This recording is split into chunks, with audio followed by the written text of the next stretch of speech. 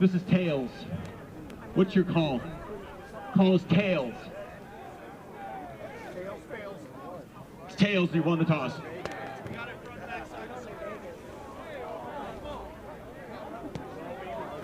Chapman University has won the toss. It's deferred their choice to the second half. Welcome to football. Western Wisconsin is the second round of the 2025 NCAA Division III playoffs. For live from River Falls, Wisconsin, it's the 9-2 Chapman Panthers and the 9-1 UW River Falls Falcons. Good afternoon, everybody. Again, my name is Zach Barish. Partner to my right, his name is Jeremy Kirk. He'll be breaking down all the action here this afternoon. Excited to be bringing you playoff football from River Falls, Wisconsin, for the first time in school history, Jeremy. Absolutely. This is a historic event, and what a wonderful day of Wisconsin weather here at the end of November. 1,949 miles, the separating driving distance between these two universities. Chapman, the Panthers, after a first-round victory over the Whitworth Pirates, 18-16, made the long trek to Minneapolis, Minnesota via airplane yesterday afternoon, and then the short half-hour drive over to River Falls, Wisconsin here today. It's going to be a pleasure to bring you this one, and a very cold late November afternoon from western Wisconsin. Temperature at kickoff here today is going to be 24 degrees with a steady wind of about 10 to 15 miles an hour. It's coming out of the northeast direction. Chapman won the toss. They elected to defer their decision to the second half, so they will be kicking off north to south to the River Falls Falcons. Jalen Reed and Daniel Stokes will be back deep to receive for River Falls. Yeah, we'll get a chance to see if this Top Gun offense can handle these weather conditions. I think you mentioned it earlier, Jeremy, before we hopped on the air. About 75 degrees when the Panthers took off yesterday afternoon from Orange, California. Orange County, California is where Chapman University resides. Yeah, it's like an 11-minute drive to the Angels ballpark. So I'm hoping maybe one of these days, because I like to go to MLB games all over the country, I'll get a chance to at least drive through Chapman University and see it. A 50-degree difference for the Panthers here this afternoon. Place kicker Carson Nichols gets it off, and we are underway. Stokes is going to take it from about the 15-yard line, head up the left hash. Gets across the 30 and is finally ripped down near the 35-yard line. Those yard markers will be a little tough to see with the snow on the field this afternoon, but bear with us. We'll do our best. Yeah, Charlie Soa and his crew got out there right before game time, got the thing as clear as they could possibly get it. Great job by the grounds crew here at UW River Falls. Preseason All-American quarterback Caleb Blaha, the #1 offensive player in the country via per game average, and this #1 rated offense, 583 yards of offense per game for River Falls. They open in a 5-receiver set. Caleb to throw, a little bit low, but it looked like Weslowski was able to dig it right off the top of the turf and make a catch for a nice 4-yard pickup on first down. Yeah, it's great way to start the game, coming out throwing the ball just to prove you can do it here in the conditions that we have. Those joining us for the first time, either from California or wherever you might be, there's Asher on the second down carry into Panther territory. He's finally going to be ripped down near the 40-yard line, but just like that play there, Jeremy, this Falcon offense loves to go fast if you haven't watched them before. Yeah, they're a fast-paced team. They get the ball lined up. They just go, go, go. They run probably 90 plays per game. Caleb clap of the hands on first down. They'll swing it out to Asher, waiting for his blockers to set up. Really never developed, but he was able to use that big frame and push his way forward for a pickup of about 3. What you're going to see today out of Asher is you're going to see a big running back, 6'2", 215 pounds, and a running back that is not afraid to catch the ball coming out of the backfield. So second down and 6 for River Falls in Panther territory. Caleb didn't like what he saw. Goes underneath. He finds his tailback, Asher. Little safety valve. I think he picked up enough for a first down as he was pushed out of bounds. Great job by Caleb Blaha, surveying the field, finding his check down. Asher, again, catching the ball out of the backfield. Asher will also line up as a wide receiver at times. They put him in motion. You'll see a lot of different things out of him. Just like that right here. Ball spotted at the 28-yard line. Caleb will check the sideline. Falcons will reset for this first down play. Play clock down to 14. Straight drop for Blaha. Looking deep, nothing there. Rolls right in the pocket. Goes underneath. Again, it's Weslowski, his second catch early on this drive. Good for about 5 or 6 on first down before he's pushed down on that far sideline. Looked like Jacob Gaudy was the one that pushed him down. Yeah, Wazlowski, actually, they had really good coverage on the play. Wazlowski just kept the play alive, came back to his quarterback, and found himself a nice little seam to get open there. 2nd and 5. John Stone, the tight end, in formation. Caleb's going to run with it. A lot of space up the middle. Nice open field tackle. I think Caleb got enough for a first down. They're going to move those sticks. Kyle Sieben came over from his linebacker spot to make a nice play. In Caleb Blaha, at times, if you're not familiar with, listening for the first time, not familiar with the Falcons, Caleb Blaha will do both run and pass. Caleb under pressure, rolls to the right. Receiver Asher not looking in the direction of the football, so it goes incomplete. It'll be 2nd down and 10. My guess is Caleb just threw that one out of bounds. Fresh set of skill guys into the game. Stokes, Hilton, Steven Reifenberger, and Jalen Reed all check in for River Falls. Weslowski, Rohrer, and Asher head to the sideline. 2nd and 10 from the 16-yard line. Reed, the tailback, next to Blaha. Motions to his left, clap of the hands from Caleb, looking Hilton's direction, wasn't there. Caleb going to try to tuck it and run. And again, a nice open field tackle. This time it was Wade Smith. Minimal gain for Caleb, maybe a yard or 2. It'll bring up 3rd down. Wade Smith, the senior, 6'2", out of San Jose, California, with the big-time open field tackle. 8 yards to get here on 3rd down. They swing it out to Reed. Got to make a man miss. He cannot. Again, great tackle. This time Wade Smith again comes over from that linebacker spot. No gain on the play. It'll be 4th down. Looks like the Chapman defense is stiffening up a little bit. They're playing the numbers game. They have enough numbers to defend all the wide receivers. They defended that little screen play very well.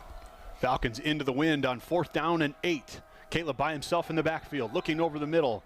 And we have a whistle, and they're going to blow this play dead. They're going to get the Falcons for a false start. Yeah, unfortunately, Jalen Reed was not lined up on the play there. Offense number 4. 5-yard penalty. 4th down. Referee this afternoon is Stephen Schaub, his American Rivers Conference crew out of the state of Iowa, making the call. It'll be 4th down and 14 now. Falcons going into the wind here, so they're not even going to think about attempting a field goal on 4th down and 14. Trying to get to the 6-yard line. Caleb to throw. Looking for the end zone. Got his man. Oh, Hilton drops it at the goal line. It'll be a turnover on downs. Hilton got the release he wanted. He was wide open near the goal line, just couldn't hang on to that slippery football. Falcons turn it over. Yeah, it's a lot different catching the ball when it's 20 degrees and there's snow in the air and that ball gets hard and it gets slippery like that. Picking up a 15-yard first down on 4th down is a tough thing to do, but they leave the Panthers with a long field to go. Chapman will take over at their own 20-yard line. Tyler Pacheco in this Panther offense. A very run-heavy based offense. For the first time in school history, these Panthers had 3 backs go over 500 yards on the season. Pacheco being one of those. They will use 2 tailbacks, Fisher Huss and Andrew Latu. Empty set on first down. Pacheco is met and driven back. Noah Nussbaum on first down. A loss of 2. Yeah, they're a 3-headed monster on offense when it comes to running the ball. You're going to see Huss, you're going to see Pacheco, and you're going to see Latu running the ball here today. And they combined for probably well over almost 2,000 yards between the 3 of them. If they can run the football against this Falcon defense, it could be a tough day for the Falcons. Might get 2nd and 11 early on here for the Panthers. Huss is the tailback next to Pacheco in the backfield. 2 receivers set.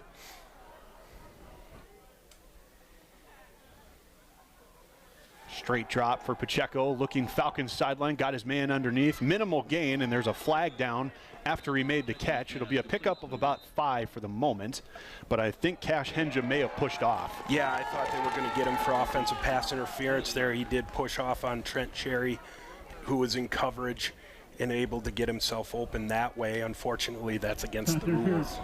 Offense number 0. Half the distance to the goal. 2nd down. Indeed, that is the call. Half the distance to the goal is the damage on the penalty yardage, so it'll be 2nd down and very long now for Chapman. Other 2 receivers in the game, Brendan Manzano and Emilio Pucci. Manzano kind of lines up sometimes as a H-back or tight end. You see him all over the field. He's a good receiving threat for the Panthers. Again, Pacheco out of the shotgun. Ball spotted at the 11. Now Chapman will check the sideline. Play clock going to be down to about 12 here. 4 receivers set. Huss will go in motion. Pacheco straight run on second and very long. Met right at the line of scrimmage. Carter Quam, Cody Curtis, the first to knock him backwards. Yeah, this Falcon defense held both Whitewater and La Crosse to under 100 yards rushing for the day. I believe they held them both into the 40-yard rushing. They are a very stout defense, especially against the run. And they've really proven themselves the last 6 weeks of the season to be one of the best defenses in the country. And they love these situations. The 3rd and long, bringing the pass rushers, can pin their ears back and try to get after Pacheco. Absolutely, they love this. 3rd down and 19, and again a 4 receivers set with Huss, the tailback. Falcons blitz. Pacheco in trouble, fires it over the middle. Receiver not open. Great coverage right over the middle of the field by Andre Hall, one of the leading interceptors for this Falcon defense, and it's 4th down. Andre Hall usually finds himself in key downs. We talked about that a lot with Blake Rohrer on the offensive side of the ball. It just seems like Andre Hall and Noah Nussbaum find themselves around the football in critical downs. And you got Gage Tim playing the linebacker position, who's always great. But it just seems like on critical downs we see a lot of Nussbaum and Hall. Fun statistic about this Falcon defense, they had 4 of the top 6 interceptors in the WIAC during the regular season. Reed calls for a fair catch. It'll be in Panther territory. Falcons will have excellent field position at the Panther 45-yard line to start their second drive of the afternoon. Almost 6 minutes into the game, Jeremy, Falcons basically got what they wanted on that first drive. It stalled out. We'll see if they can put points on the board here. Well, the key in a game like today is really fundamentals. It really comes down to not making a mistake due to the weather conditions and trying to continue yourself moving forward, which seems kind of cliche, but it's ultra highlighted when the weather's bad. Caleb Blaha back out there for his second try. He's going to throw on 1st down, rolls to the left, pocket moves that way, looking for Rohrer on a deep shot, double coverage, nearly intercepted, but a flag comes in. Yeah, I think they're going to get, I believe it's number 18. No, it can't be, because 18's not on the roster. It might be number 19, Thomas DeVittorio. I can't say that name right. I got to get to the thing. I want to make sure I'm saying it correctly, but in coverage, I think they're going to get him for pass interference. Possibly Caleb Padrid on that near sideline working against Rohrer. Pass interference. Defense number 8. 15-yard penalty from the previous They do get Padrid as the guilty party on the PI. And Rohrer is one heck of an athlete to cover out there. He's 6'3", 211-pound junior. He actually came here, according to a news article that I read this week, came here to play basketball, which I find very fascinating. I always thought whenever I played college football, basketball players are just better athletes. They're just great athletes. Met quarterback Caleb Blaha and a side job that those two do together. Falcons go reverse. It's a flea flicker on the reverse. Caleb taking a shot. He's got Austin Rush. Again, a lot of contact and another flag. Well, there's Yoda, Joe Matheson, drawing it up. Double reverse pass, or whatever you want to call that thing, gets the pass interference. It's going to be a 15-yard penalty. 1st down, Falcons. I call that a double reverse flea flicker. Yeah, I think that's a call good way to categorize that. Either way, it's going to be another free 15 yards as the pass is incomplete. So the Falcons move the sticks via another penalty. Cade Fitzgerald is going to check in for this 1st down play, replacing Trevor Asher. And if you're not familiar with River Falls, Cade Fitzgerald is actually the backup quarterback, but he's a really good athlete, so they like to use him in a lot of different ways. If you're Chapman, you're pretty frustrated those last 2 plays because a lot of the ground conditions makes it very difficult to cover a guy. Fitzgerald got the handoff, and he was tasked with running away immediately from that Panther D line. I think they were trying to set up a trick play to throw it back to Blaha. It just was never there, so Cade throws it out of bounds, and Asher will come back in. Yeah, it's a unique setup on 1st down there. I think they're just trying to get some things on film and score a touchdown here. Obviously, they don't want to have their drive stall out again. Second down and 10 from the Panther 15-yard line. 8:50 to go first quarter. We're scoreless from River Falls, Wisconsin. Asher gets the call. And again, a really nice tackle. This time number 0, Andrew Buck, came up from his inside linebacker spot to make the stop for no gain. It'll be 3rd and 10. Andrew Buck, the 6-foot senior out of Melano Park, California. Great linebacker. He plays in the middle of the field. It looks like now they have him a little bit different alignment here on the outside. Blaha on 3rd down, steps up in the pocket, thought about running, fires it back of the end zone. Weslowski, did he hang on? Yes, touchdown River Falls. Falcons on the board first this afternoon. Weslowski's 2nd touchdown reception on the season. That's passing touchdown number 25 on the year for Caleb Blaha, and the number 3 team in the country, up early. And Weslowski is a player that has wonderful ball skills, wonderful instincts. He made a great pass against, great catch, I should say, against UW Stout a couple of weeks ago. That was just amazing. The Falcons kind of have a nice, complete wide receiver core. They got a giant guy in Reffesberger. They got great kind of more of your possession type guys in Rush and Warrer. And they got just a guy who's just an outside freak athlete in Weslowski. School's all-time leader in made extra points, Justin Shebrel on for the PAT. Bedelov, the long snapper, Bernard, the holder.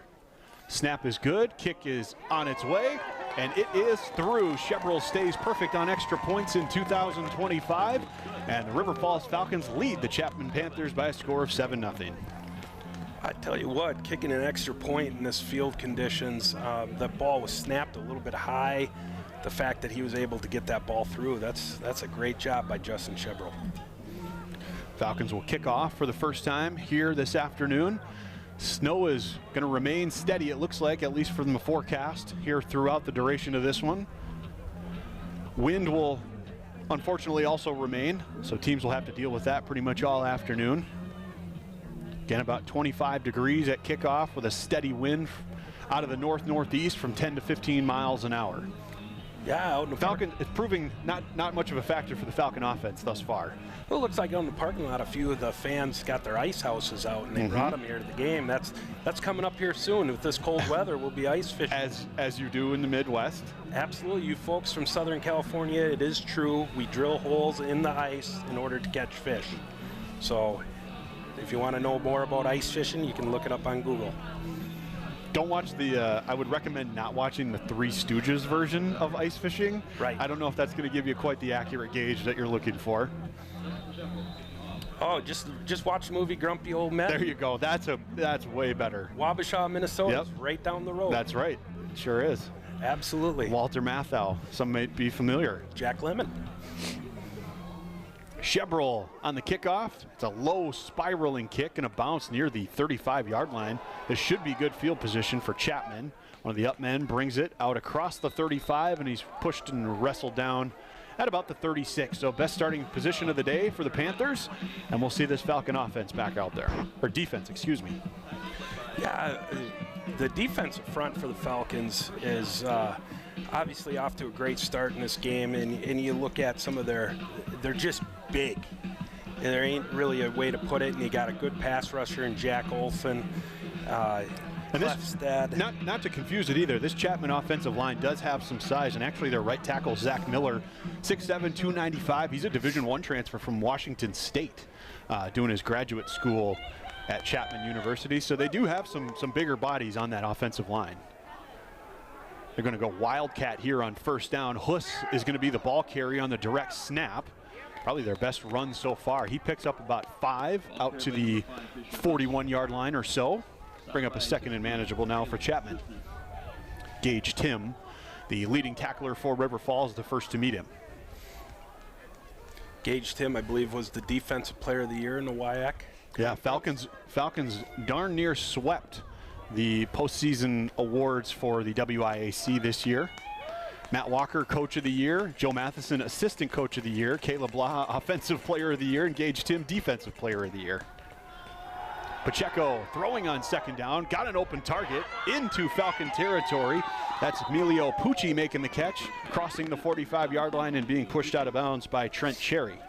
Emilio Pucci, a 6-foot junior out of Walnut Creek, California.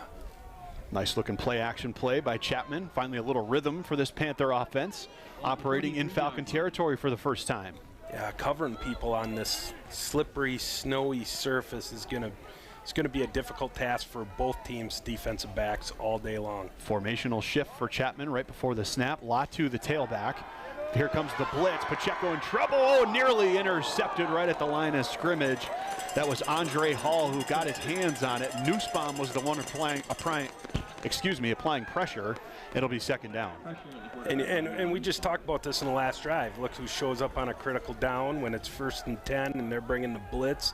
Nussbaum applying pressure. Andre Hall finding himself in the middle of the play as well. So second down and 10 from the Falcon 43-yard line. Pucci, Manzano, and the tight end in formation is Jackson Muzzy. And now we have a flag before the snap, and I think it's going to be an illegal substitution against Chapman. Head coach for the Panthers. Illegal substitution. Offense, 12 in the formation. 5-yard penalty. Head coach Casey Shine did not agree with the call, but it'll be second down and 15. Now, did I read this right? Was he had an interim tag to his? I believe he does technically have the interim name or interim tag attached to his name, but the way it sounded from everybody involved in the program, that is basically a foregone conclusion that will be removed at the end of the season. Well, good. He's done a terrific job with this team, and Pacheco had an open receiver on that far sideline. Again, it was Pucci, but he threw it a little too far, and it ends up out of bounds. It'll be 3rd and long. It's kind of a unique situation where an interim head coach is able to coach their team into the second round of the NCAA playoffs, and that's a terrific job by him. We saw an interim head coach in our own league, a different sport, men's basketball. Matt Lewis, when he took over the UW Oshkosh program, actually won the national championship a handful of years ago over at UW Oshkosh. Yeah, this is a good league for basketball, too, here in the WIAC. Just some big, strong players. 3rd down and 15 for Chapman. Pacheco out of the shotgun, hit as he threw, and it's well high. Going to end up out of bounds. Intended on this near side from Manzano, but he threw it way over his head. No chance. It's 4th down. Yeah, it looked like Gage Tim applying some pressure there. Bringing the blitz. And we talk about that pretty much every time we're together, right, Jeremy? Falcons love to get into these 3rd down, 2nd down, and long situations where it's pretty obvious passing down for the offense, and they can kind of send whoever they want. And I don't mean to interrupt you, Zach, but I think that is what has really improved them and got them over the hump, is them getting better every year at understanding blitzes and playing games with their linebackers and D linemen. It seemed like in the past they lined up and played just good, solid defense, which is great. That's awesome. But put that next wrinkle into that defense is really, and they call themselves the Cobra Kai defense. You know, which is in the Valley. Apparently, that's a Southern California thing, isn't it? 100% it is, yeah. Absolutely. So people listening from California should be familiar. Absolutely. Carson Nichols was able to punt that one away. Falcons looked like they nearly got to it and got a block. Jalen Reed, however, calls for the fair catch, and River Falls takes over at their own 14-yard line. Already up 7-0, 6:58 to go, first quarter. Caleb's throw on 1st down, out across the middle, crossing the 20-yard line was Daniel Stokes this time. It'll bring up 2nd and short. That looked like that standard RPO that they run a lot, too, where they will fake the back and just throw the ball there in a quick hitch to the number 2 guy. Again, 3 receivers. Reed, the tailback. He gets it here on 2nd and short with some space. Had one man to beat. He could not. However, River Falls picks up another 1st down before Reed is taken down by Jacob Gowdy. First down, Falcon. Reed gives them a little bit of a change-up when they get on offense, where you have Trevor Asher, who's big, strong, running back. Reed, you have this little bit of a speed and agility type guy. Now Caleb's going to keep it on 1st down, and he'll just duck out of bounds after picking up 11 or 12 yards and another 1st down for River Falls. And the listeners at home, not only is Caleb Blaha a pretty freak athlete, which he is. He's probably, I would say, he's the best in college football. Yeah, he's averaging 415 yards of offense. That's pretty good. But what you're seeing this year that I think you see more so this year than you have seen. Taking a shot for Hilton. He's got him into Panther territory, down to the 20-yard line. Is his football IQ has improved. He makes a lot of great decisions with the ball. Hilton with a great catch. Yeah, another one of those deep threats for River Falls. Him and Rohrer, have caught a ton of those from Caleb Blaha this year. Quickly back up to the line of scrimmage, deep in Panther territory. Falcons have entered the red zone for the 3rd time today. See, Jake Hilton's from Prescott, Arizona, so he had to learn how to be a winter Wisconsin guy over the years. It's not in his blood. It's not an automatic thing. Yeah, he's done a pretty good job with it, I'd say. Absolutely. Reed in motion. They fake the throw. Caleb going to keep it off the left side, looking for space. Panthers did a nice job getting off the initial block. Caleb still able to get about 5 yards on the play before he's brought down by Kyle Sieben. See, what they're doing here is they're getting those trips receivers over there to the right. They're playing the running back to the right of the quarterback, which puts them in an unbalanced set. And they have numbers here to the nub. I wouldn't be surprised to see him run the ball again over here. Oh, they tried sprint draw. Hand off to Reed. Not much there. Panthers did a good job up front. Maybe a yard for the tailback, Jalen Reed, the senior from East St. Louis, Illinois. It'll be 3rd down and 4. Same formation. Johnstone, the tight end, to the left of the formation. Caleb's going to keep it with some space, looking for a block. Lowers the head, gets enough for a 1st down. Nice job by Caleb to finish that run to move the sticks. See, they're finding different ways to exploit that. The Panthers don't have enough guys to the left side of the ball. You see they're in unbalanced. So you got 3 receivers, you got even the tight end over to the right. That takes all the Panther defenders over to the right. It leaves only 2 guys to block over here, and we got 3 to block them. Caleb going to throw on 1st down. Now he's going to tuck it, try to get some yardage via his legs, and nothing there. Panthers do a nice job flying up. Gowdy, the first one to hit him. It's actually going to be a 2 or 3 yard loss on the play. And credit the Panthers on that one. If you saw the linebacker moved over, they fixed their numbers. They were able to get it lined up where Blaha could just run the ball off tackle to the left for 5 yards. 2nd and goal from the 11. Caleb straight drop, looking to throw. Now he's going to step up and run, and again, not much there.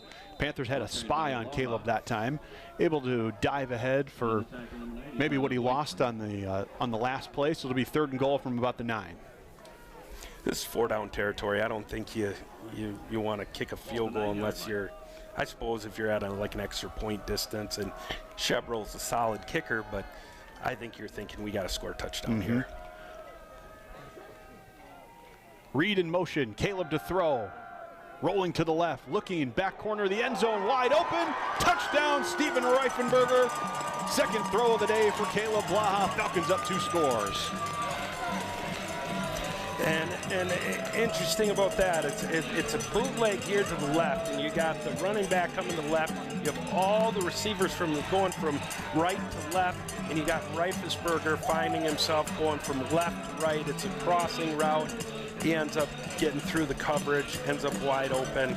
Touchdown, Falcons. The 6th touchdown reception of the year for Steven Reifenberger, the junior from just across the river in Hastings, Minnesota. He's now tied with Austin Rush for the team lead in receiving touchdowns. Chebroll again on for the extra point. We're under 3 minutes to go here in the 1st quarter.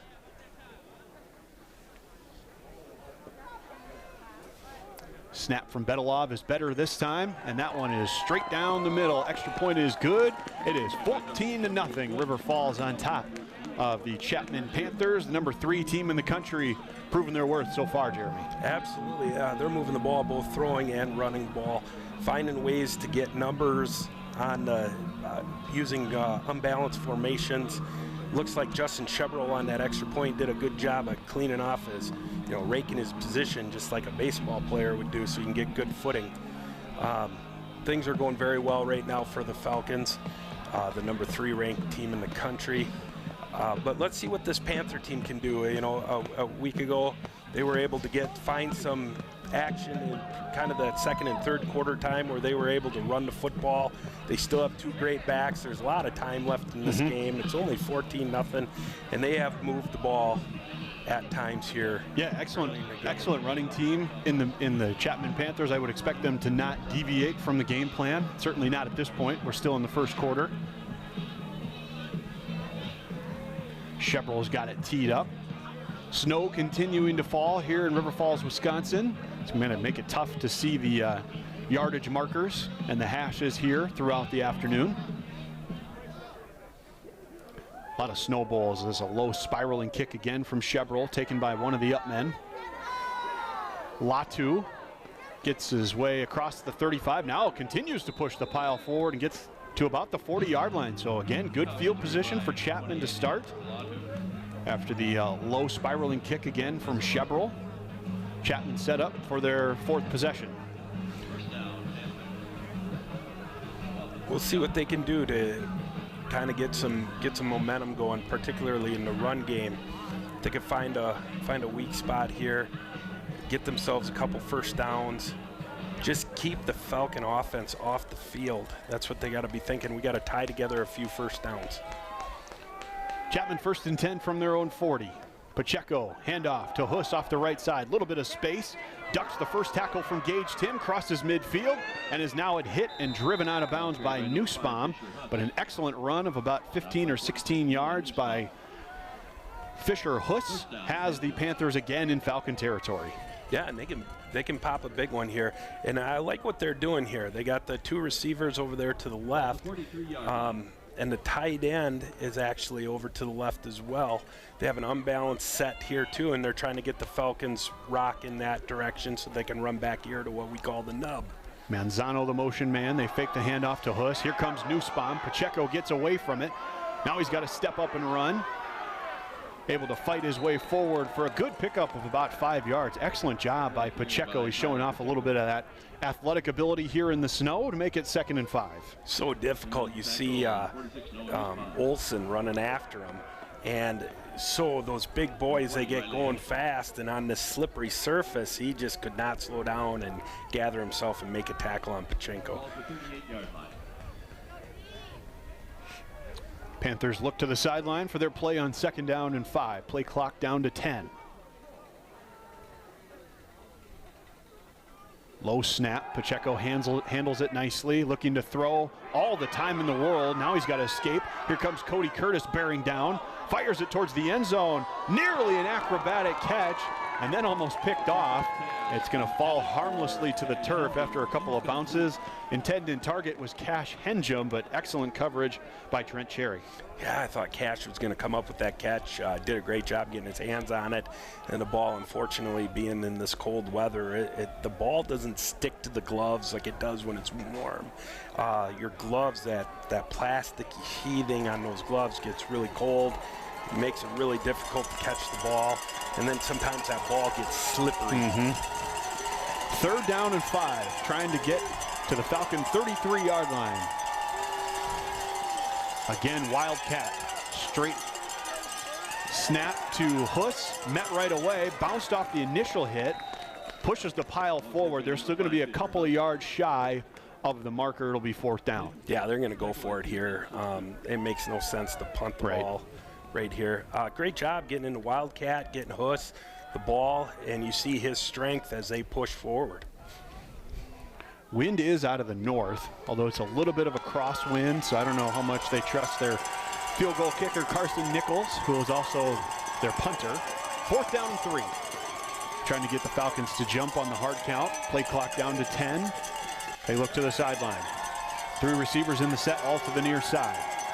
Latu, the tailback. Play clock down to 3. Clap of the hands from Pacheco. Handoff, Latu, left side. Got the first down and more. Makes a man miss in the secondary, and finally Nussbaum tracks him down. But a big gainer for the Panthers on 4th down, and they are now deep into Falcon territory into the red zone. I think you're going to see a lot more plays like that as the game goes on, too, is that horizontal, or that sort of that outside zone play, because you really want to get the defense moving horizontally, because the footing is so bad, and to react to a guy cutting is so difficult. Looks like that's going to be the last play of the first quarter. Panthers threatening for the first time here this afternoon. They trail it 14-0. Jeremy and I will step aside. You're listening to and watching Falcon football Ladies and gentlemen, at this time we proudly request that any current or former members of our armed forces please stand to be recognized. Fans, let's hear it for these men and women who once fought to serve our country, members of the armed forces.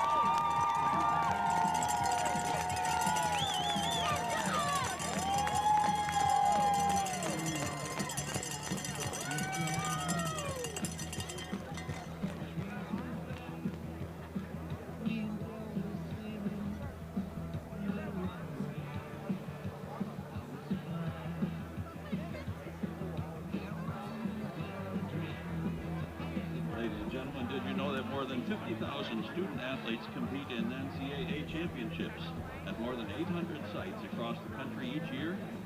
Share the experience and excitement of another NCAA championship coming to a city near you. To witness the top teams in the nation. Second round coverage of the NCAA Division III football playoffs here on ESPN Plus. Zach Barish and Jeremy Kerg bringing you all the action from River Falls, Wisconsin this afternoon. Number 3 ranked Falcons on top of the Chapman Panthers, 14-0. Start of the second quarter. Charlie So and his grounds crew trying to do all they can to try to clear off some of this snow in between quarters. A lot of snow across the Midwest here this afternoon, Jeremy.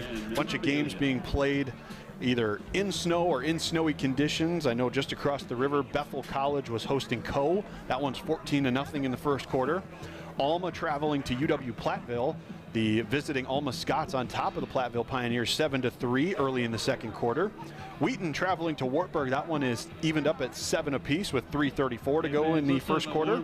St. John's hosting Monmouth. The Johnnies with an early 14-3 lead over the Monmouth Scots. That one's late in the first quarter. And the DePauw Tigers traveling to UW-Whitewater to take on the Warhawks. That one's scoreless early in the second quarter. Here in River Falls, Wisconsin, though, Jeremy, Chapman Panthers threatening for the first time today.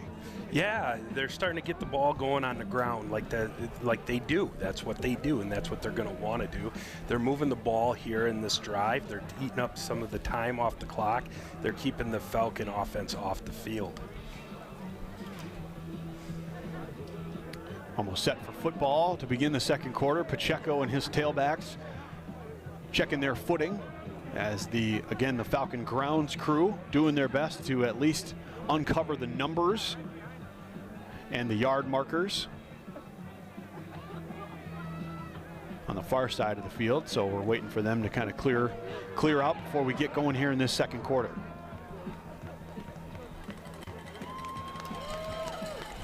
They did a great job. Look at them, they're pumping up the crowd, trying to keep everyone warm. A few more people here this afternoon than I kind of expected with the inclement weather. Yeah, the main grandstand looks mostly full. Looks like a good crowd all the way around. Pacheco again out of the shotgun, a 4-receiver set. Muzzy, the tight end, also to the right. Pacheco immediately rolls to his right, fires it, back corner, end zone. Ball tipped away right at the last second. Excellent coverage. This time it was Brayton Jones. It'll be incomplete and second down. Yeah, Brayton Jones did a great job getting his foot underneath him and not slipping and being able to go up after the ball. Dangerous throw from Pacheco, is looking for Emilio Pucci. Made a couple of catches in that first quarter. Panthers without their leading receiver here this afternoon. Cade Zimmerman led the team with 843 yards coming in. He and his brother Tate not in attendance this afternoon for the Chapman Panthers. That's too bad for the Panthers. I mean, he is a good player.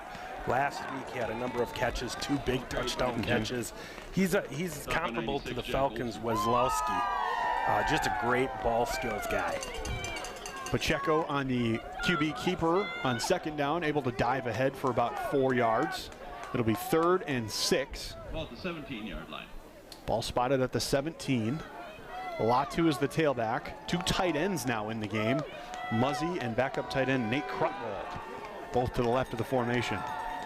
Muzzy goes in motion. Play clock down to 8. Pacheco straight roll to the right. Latu picked up the blitz nicely. Plenty of time for Pacheco. Now he's just going to throw it into the dirt. It'll be 4th down. Yep, and I'd say this is 4-down territory. Look for them to go for it here. Panthers down 2 scores about a minute into this second quarter. On the road facing the number 3 team in the country. That's via d3football.com. That ranking, I believe River Falls was number 4 in the coaches poll this week. It's interesting how those are usually like one off. Yeah. Somebody knows something? Yeah. Panthers will check the sideline. Play clock down to 5. They better hurry. Latu in motion. Got to get reset. They do. Low snap. Pacheco handles it. 4th down. Straight drop. Steps up in the pocket. Might have to run with it. Fires end zone. Nearly intercepted, but it's incomplete. Finally goes off the fingertips of intended target Blaine Anderson, and the Falcons get a turnover on downs. I was kind of surprised to see Latu not run that one for a first down. I thought he had some room. Yeah, I did too, because Olsen was coming up the field, and that's one thing that the Falcons have done throughout the years. They do a good job, I call pass lane integrity.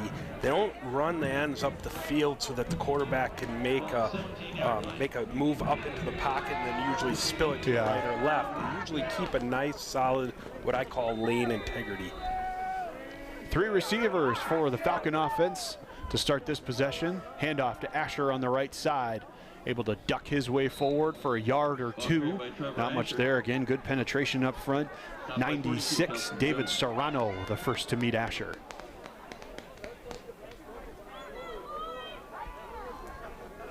Caleb's going to go empty on 2nd down and long. Going to throw. Nope. QB run. Panthers had that one sniffed out. Nothing there for Caleb Blaha. I think he lost a yard. Chapman that time not fooled. Right after Caleb. Ryan Manning coming right straight through and applying the pressure right away onto Blaha. Number 45 there, the D tackle. Johnstone, Rush, and Weslowski, the 3 receivers to the right. 3rd down and 10. Caleb, plenty of time to throw. Over the middle, looking for Weslowski. It's dropped and incomplete. Falcons will be forced to punt.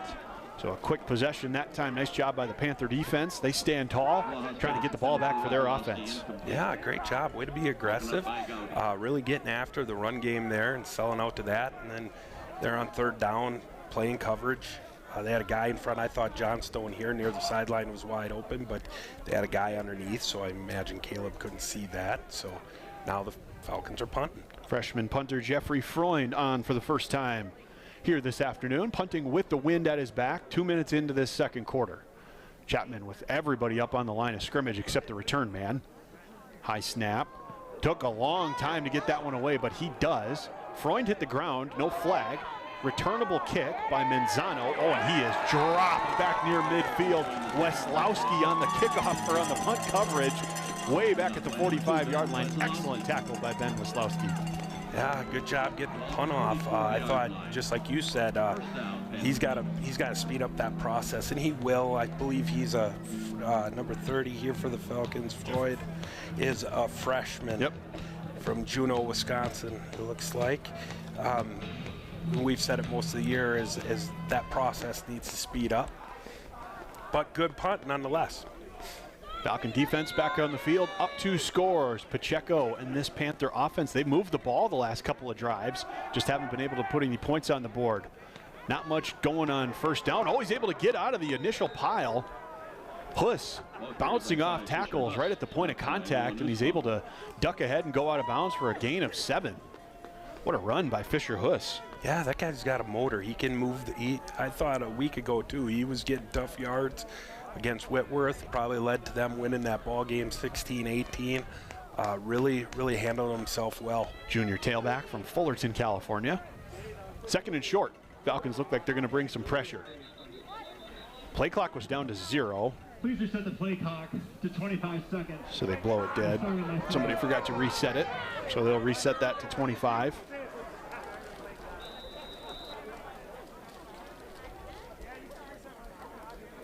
About 3 minutes into this 2nd quarter, Chapman now looks to the sideline. Running back backup tight end actually, James Casey into the game in the backfield. He's going to be next to Pacheco. Huss, still the tailback. They hand it to him on 2nd down. A lot of running room. Gage Tim got a hold of his ankle, was able to slow him down enough, but not until after he got another 1st down. Yeah, good explosive downhill run by the Chapman Panthers to get themselves a 1st down. down to the River Falls 44-yard line. So third straight drive, Chapman has crossed midfield into Falcon territory.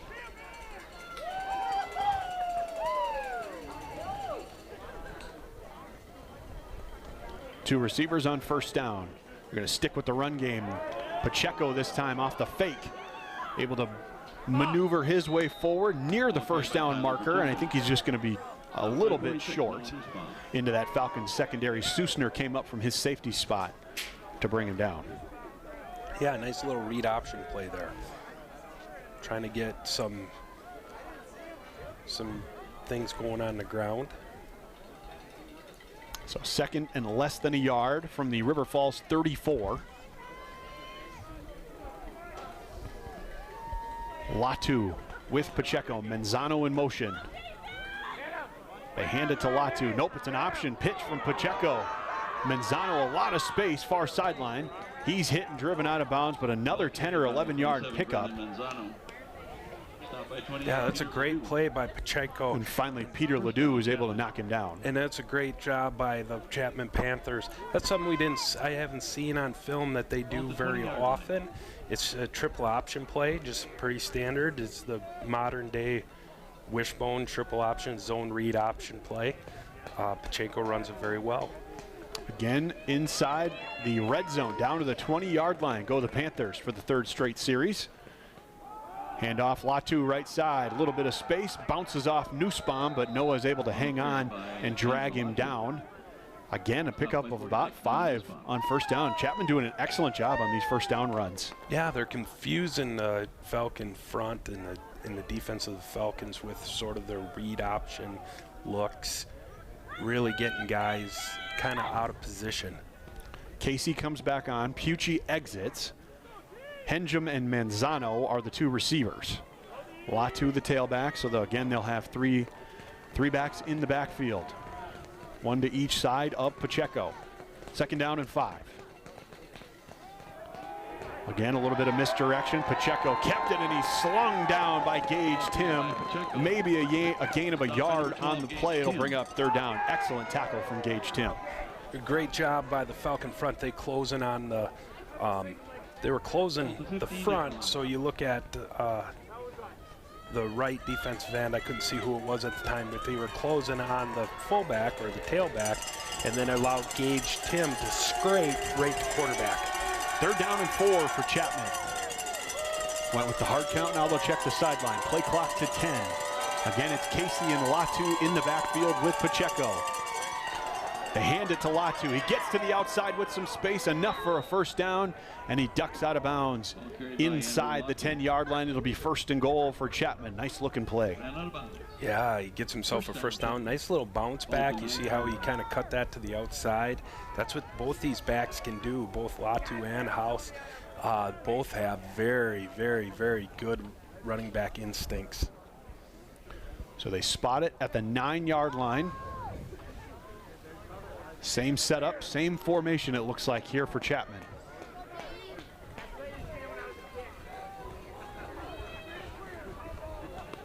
Handoff, Latu bouncing it back up the middle of the field, trying to fight his way forward. He gets down to about the 5-yard line, tripped up there. Second and goal.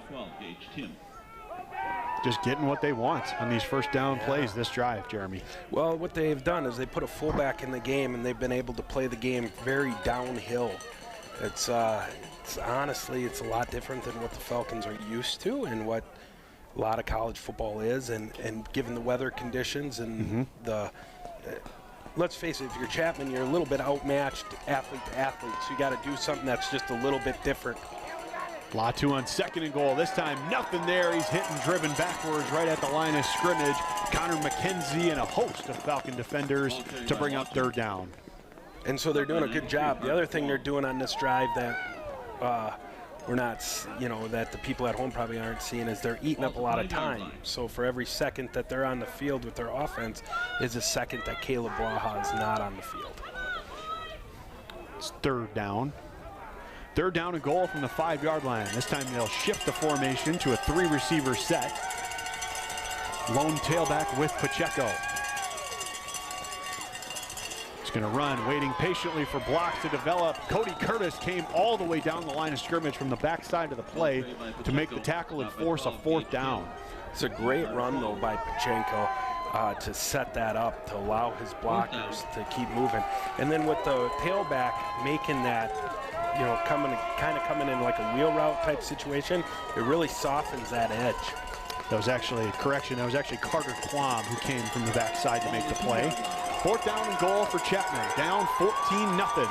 Heavy formation right at the line of scrimmage. 2 tailbacks with Pacheco. He's going to run it right up the middle, and he is in for a Chapman Panthers touchdown. They finally get on the board. 3 straight drives of moving the ball right down the field, and they cash in here. They make it a 1-score game. Yeah, they executed their game plan flawlessly on that drive. They were able to move the ball effectively on the ground with all of their backs, run a little re-option, and Pachenko did a great job of sort of being the dealer of that zone option offense. Tyler Pacheco's 6th rushing touchdown of the season. He is 2nd on this Panthers team in rushing touchdowns. Carson Nichols on for the extra point. Try to make this a 7-point game. Snap was a little high. Spot is down, kick is up, and it is good. So indeed he does make it a 14-7 football game with 6 minutes, 16 seconds to go here in the second quarter from River Falls, Wisconsin. I think it would behoove this Falcon offense to get something going on this drive. Yeah, they're going to want to, what they can do here is with 6:16 left, I mean, obviously you want to score, you want to open this, keep this thing a 2-score game heading into halftime. And we also got to take into consideration that the Chapman Panthers are going to get the ball at halftime. Yeah, Chapman won the coin toss, deferred their option to the second half, so they will get the football to start the second half. Reed and Stokes will be back deep to receive the Carson Nichols kickoff as Charlie Soa scoots across the 35-yard line before Nichols can put his tee down to try to get this kickoff set up. Charlie and his staff doing an excellent job this afternoon, trying to keep up with the snowfall to clear the football field. But what we're finding out, Zach, is weather like this is a great equalizer. Yeah, usually the case, right? Yes. Especially between 2 good football teams. Especially a team like River Falls, which relies a lot on being able to do athletic things. And it really negates some of those things. So they're going to have to be efficient with the football, get first downs, be probably a little bit more conventional than they're used to being. I think we said it off air, but typically in situations like this, the more physical football team usually wins out. Yep, that can be the case, and the team that just can mitigate and play ahead of the sticks. Again, a low spiraling kick. Nearly lost it for a second, was one of the up men, I believe, for River Falls. That's Jake Bernard, one of the backup running backs. He was able to fall on it. And in a pretty good spot. It's right out, right at the 35-yard line. So River Falls with pretty good field position to start. Yeah, it's so difficult to kick in weather like this. Your plant foot slips, your foot comes around the ball, and next thing you know, you're kicking a kind of a spiral-looking thing. Asher in motion into the backfield with Caleb. Thought about swinging it to him. Now he's going to run with it. Some space off the left side. Tripped up as he crosses the 40 and gets close to the 45. Gain of about 8 on first down. Caleb showing some of that athleticism. Yeah, getting himself 8 yards on first down now opens up the whole playbook right here on second. 2nd and 2, handoff Asher, space up the middle, into the secondary. Ducks away from the first tackle, still running and finally tripped up. Down close to the Panther 30-yard line. Big run for Trevor Asher, best run of the day for this Falcon offense, and they've got it in Panther territory. Trevor Asher showing off his athleticism there, staying on his feet, spinning, keeping the ball going down the field. 5:30 to go, second quarter. Caleb to throw now on first down. Looking left, back to his right, underneath, it's Austin Rush. Makes the catch and he's pushed out of bounds. It'll be a short pickup of about 3 or 4, it looks like. He was pushed out by Gowdy. Actually, more than 3 or 4, about 6-yard pickup on first down. Yeah, it's very decisive when you can't see the tickers or the or the lines real effectively. Single high safety, Caleb to throw, rolls immediately to his left, looking back over the middle, fires it that way. Weslowski inside the 15 and down inside the 10. It's 1st and goal. That's a great throw by Caleb. That's what separates him from other players, I think, in Division III football right now, is his ability to scan the entire field. Weslowski coming from the backside of where he was. Caleb throwing, looking back corner. Does he keep his feet in? Yes, touchdown, River Falls. Blake Rohrer this time. Everybody getting involved. 20-7 River Falls. Nice catch by Blake Rohrer, keeping his feet in bounds. What the viewers need to know is in college football, 1 foot gets it done. It's not like in the NFL where you have to get 2 feet down. But once again, look at Caleb Blaha. If we see a replay of this, he's throwing to a spot, and Blake Rohrer just goes and gets it. 3rd passing touchdown of the afternoon for Caleb Blaha. He is up to 27 passing touchdowns now on the season. Shebrel on for the extra point. Low snap. Ooh.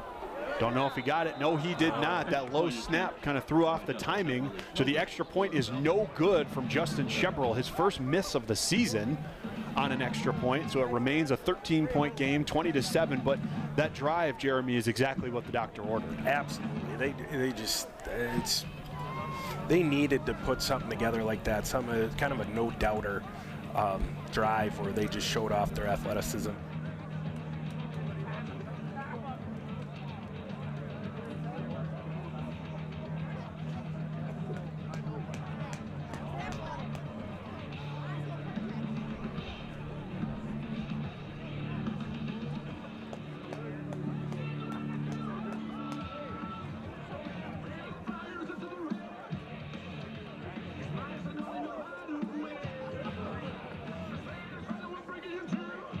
Shebrel kicking off the Falcons.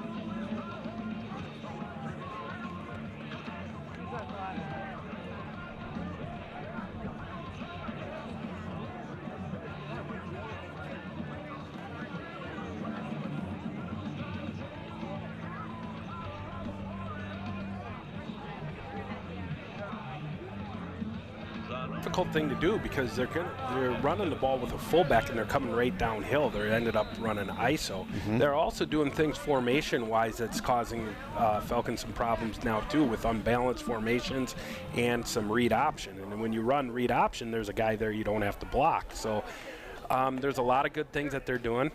End-over-end kick this time from Shebrel. Manzano with some space, crosses across the right hash, and is finally driven down as he crosses the 40-yard line. Went all the way across the field on that return, and Joel Humphrey was able to track him down for River Falls. But again, excellent field position for Chapman to start this drive. Yeah, for sure. And Manzano getting going. It was a good kickoff by Shebrel. I mean, to be able to first time we've seen him try to kick it deep, and finally he had the wind at his back to do it. Yeah, absolutely. And he was able to get a good plant foot and kick the ball inside the 10. And Manzano just running that ball. When you're going horizontal on the field in this weather, nobody can make a cut. Right. So if you're the one deciding when to cut, you're at a significant advantage. Especially in open space like that. Absolutely.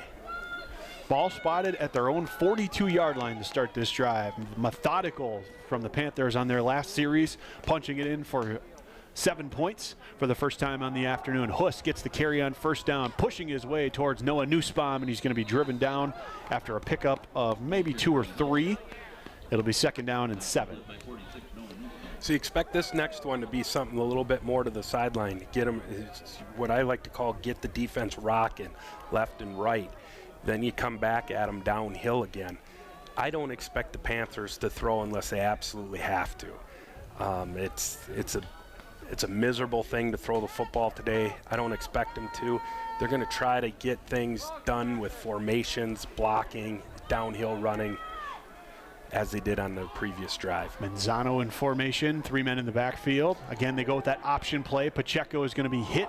Oh, and he lost the football. Falcons think they have it. And they do. First turnover of the afternoon. Susner jumps on top of it. It's Falcon football. Yeah, I mean, obviously the turnover's great. The Falcons love that. I thought Chapman had a great play set up. They had that orbit motion. They were running triple option. Unfortunately, somebody just got their hand on the ball, and Pachenko coughed it up. Great for the Falcons. Unfortunate for the Chapman Panthers, because I thought they had a great play set up there. Game-changing opportunity here for this Falcon offense. Already up 13. Ball right at midfield. Excellent field position. Plenty of time to go here in this second quarter. 3:38. And with an offense that moves this quickly, that's an eternity. Two receivers, Jalen Reed, the tailback, two tight ends in the game. And we are ready for football on this drive. Caleb, quarterback keeper off the left side, trying to work to the sideline. Not much there, and he'll duck out right at the line of scrimmage. Smart by Caleb Blaha. There's no need for him to take a hit on that play. Just get back to the line of scrimmage, run it out of bounds. We'll try again. Second down and 10, right at midfield. Same formation. Reed to the left of Caleb now. They hand it off to him. Off the right side, bounces it back up the middle. Good read from Jalen, but an even better tackle right up the middle. One of the defenders, Zay Lee, came up from his safety spot to make the stop. It's 3rd down and 7. And you can tell the field position. You see Reed there on the cut. He had the turn signal. We always used to call that when the hand is flopping because you're trying to make a cut. We used to call that, does the kid have to use turn signals to make a cut? Caleb throwing on 3rd down, under pressure, steps back up, got to use his legs, gets away. He's got a first down inside the 40 and some space. Down to the 20, Caleb gonna duck out of bounds. Huge play with Caleb Blaha using his legs. Falcons back in the red zone. Yeah, it's just an amazing run by Caleb Blaha, getting away from everybody and just making something out of nothing there. They will mark it at the 17-yard line. Again, a 3-receiver set. Reed still the tailback. Caleb, handoff, Reed up the middle, a little bit of space, pushes his head forward to finish the run. Only going to get about 3 or 4, but a nice job by Jalen Reed. Absolutely. Well, good physical run there by Jalen Reed. He's a pretty physical guy, but he's not a very big guy, so it's really cool to see him kind of lower the shoulder and go forward. Looked like Tyler Boynton was the first one to hit him. 2nd down and 7. Caleb will look to the sideline. They're going to take her to the 2-minute timeout. Yep, good call. This is the 2-minute timeout. Here are official Falcons, both teams with all 3 of their timeouts remaining and 2 minutes on the clock here for the 2-minute timeout. Jeremy, plenty of time for this Falcon offense to operate like they normally would. Oh, absolutely, especially right here being in the red zone and 2nd down and 10. Or actually it's 2nd and 7. But and really the bigger storyline here is a chance for River Falls to really take a hold of all the momentum in this one. Yeah, you get yourself into a 3-score lead here, and with a 3-score lead in this weather condition and nothing against Chapman. I mean, they're doing well. I think they have a great game plan, to be honest with you. Unfortunately, they just fumbled on their last drive, but the thing about it is a 3-score lead heading into halftime is really difficult in any weather conditions. In this weather conditions, it becomes very, very, very, very difficult. And Chapman again does receive the kickoff to start the second half. It'll be 2nd down and 7 for River Falls. Need to get to about the 7 or 8 yard line to pick up a first down. Caleb to throw, looking for the end zone. Reifenberger tried to go over the top. It's incomplete. Good coverage on the near side. Yep, just threw it a little short. Caleb Padrid had the coverage on Reifenberger. Yep. That's a good call there. I think that's the right play there. We got a little bit of a size mismatch with Reifenberger. Just Caleb Blaha just missed a little short. So 3rd, and we'll call it 6. From the 14-yard line. 4 receivers set. Johnstone, the tight end. Asher will come in motion. They fake it to him. Caleb to throw. Looking back far side of the end zone for Rush. A little high and incomplete. Good throw from Caleb Blaha. Rush just couldn't come down with it. And again, pretty good coverage on that far side. Yeah, they had him covered really well. He had to put the ball where only Rush could get it. Unfortunately, Rush couldn't come down with it. Everything's exacerbated, and we've said that many times today with this weather and the snow and the cold. very difficult to do very athletic things. Falcons going for it on 4th down. Caleb gonna throw. Under pressure, rolls to the right, looking for space. Now he's out to his left, thinks he can pick it up with his legs. He does, down to the 5, diving for the pylon. Touchdown, River Falls. What a play from Caleb Blaha. Play breaks down on 4th down. Head straight for the pylon. He's in for his 4th touchdown of the day.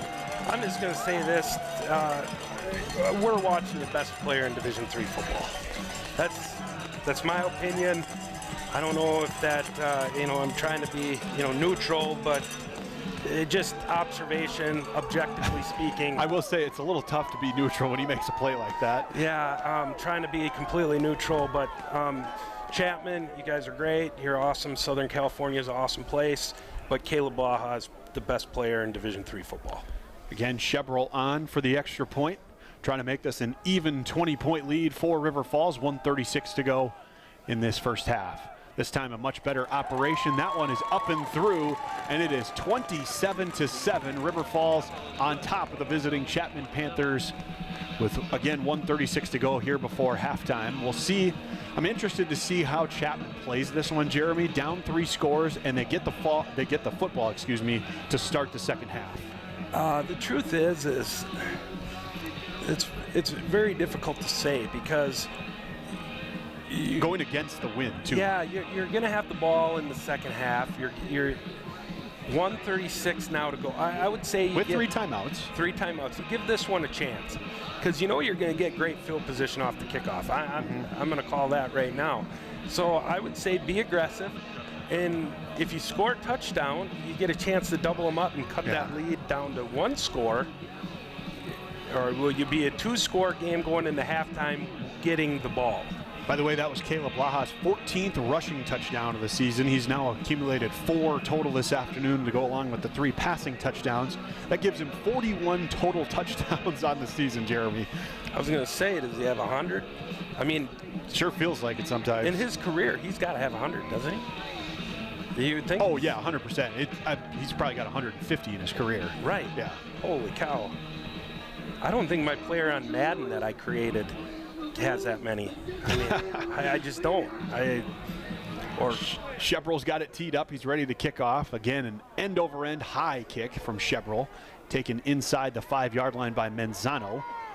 He stays on this side of the field, and he is hit and driven down before he gets to the 25-yard line. Easily the best job River Falls has done in coverage today. Yeah, that's such a beast, and you wish you could give Menzano there a little bit of a hint before the thing. The best thing you can do when you're returning kicks in this weather is get going horizontally and to get the guys to move horizontally. He kind of made the cut straight up the field, which allowed River Falls.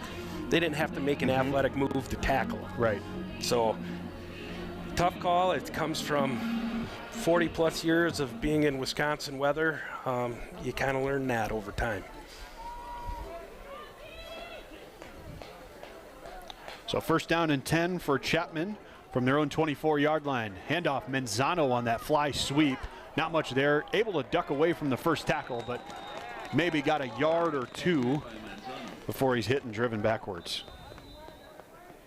Into the tackle number 0, Trent Cherry. And Chapman looks content.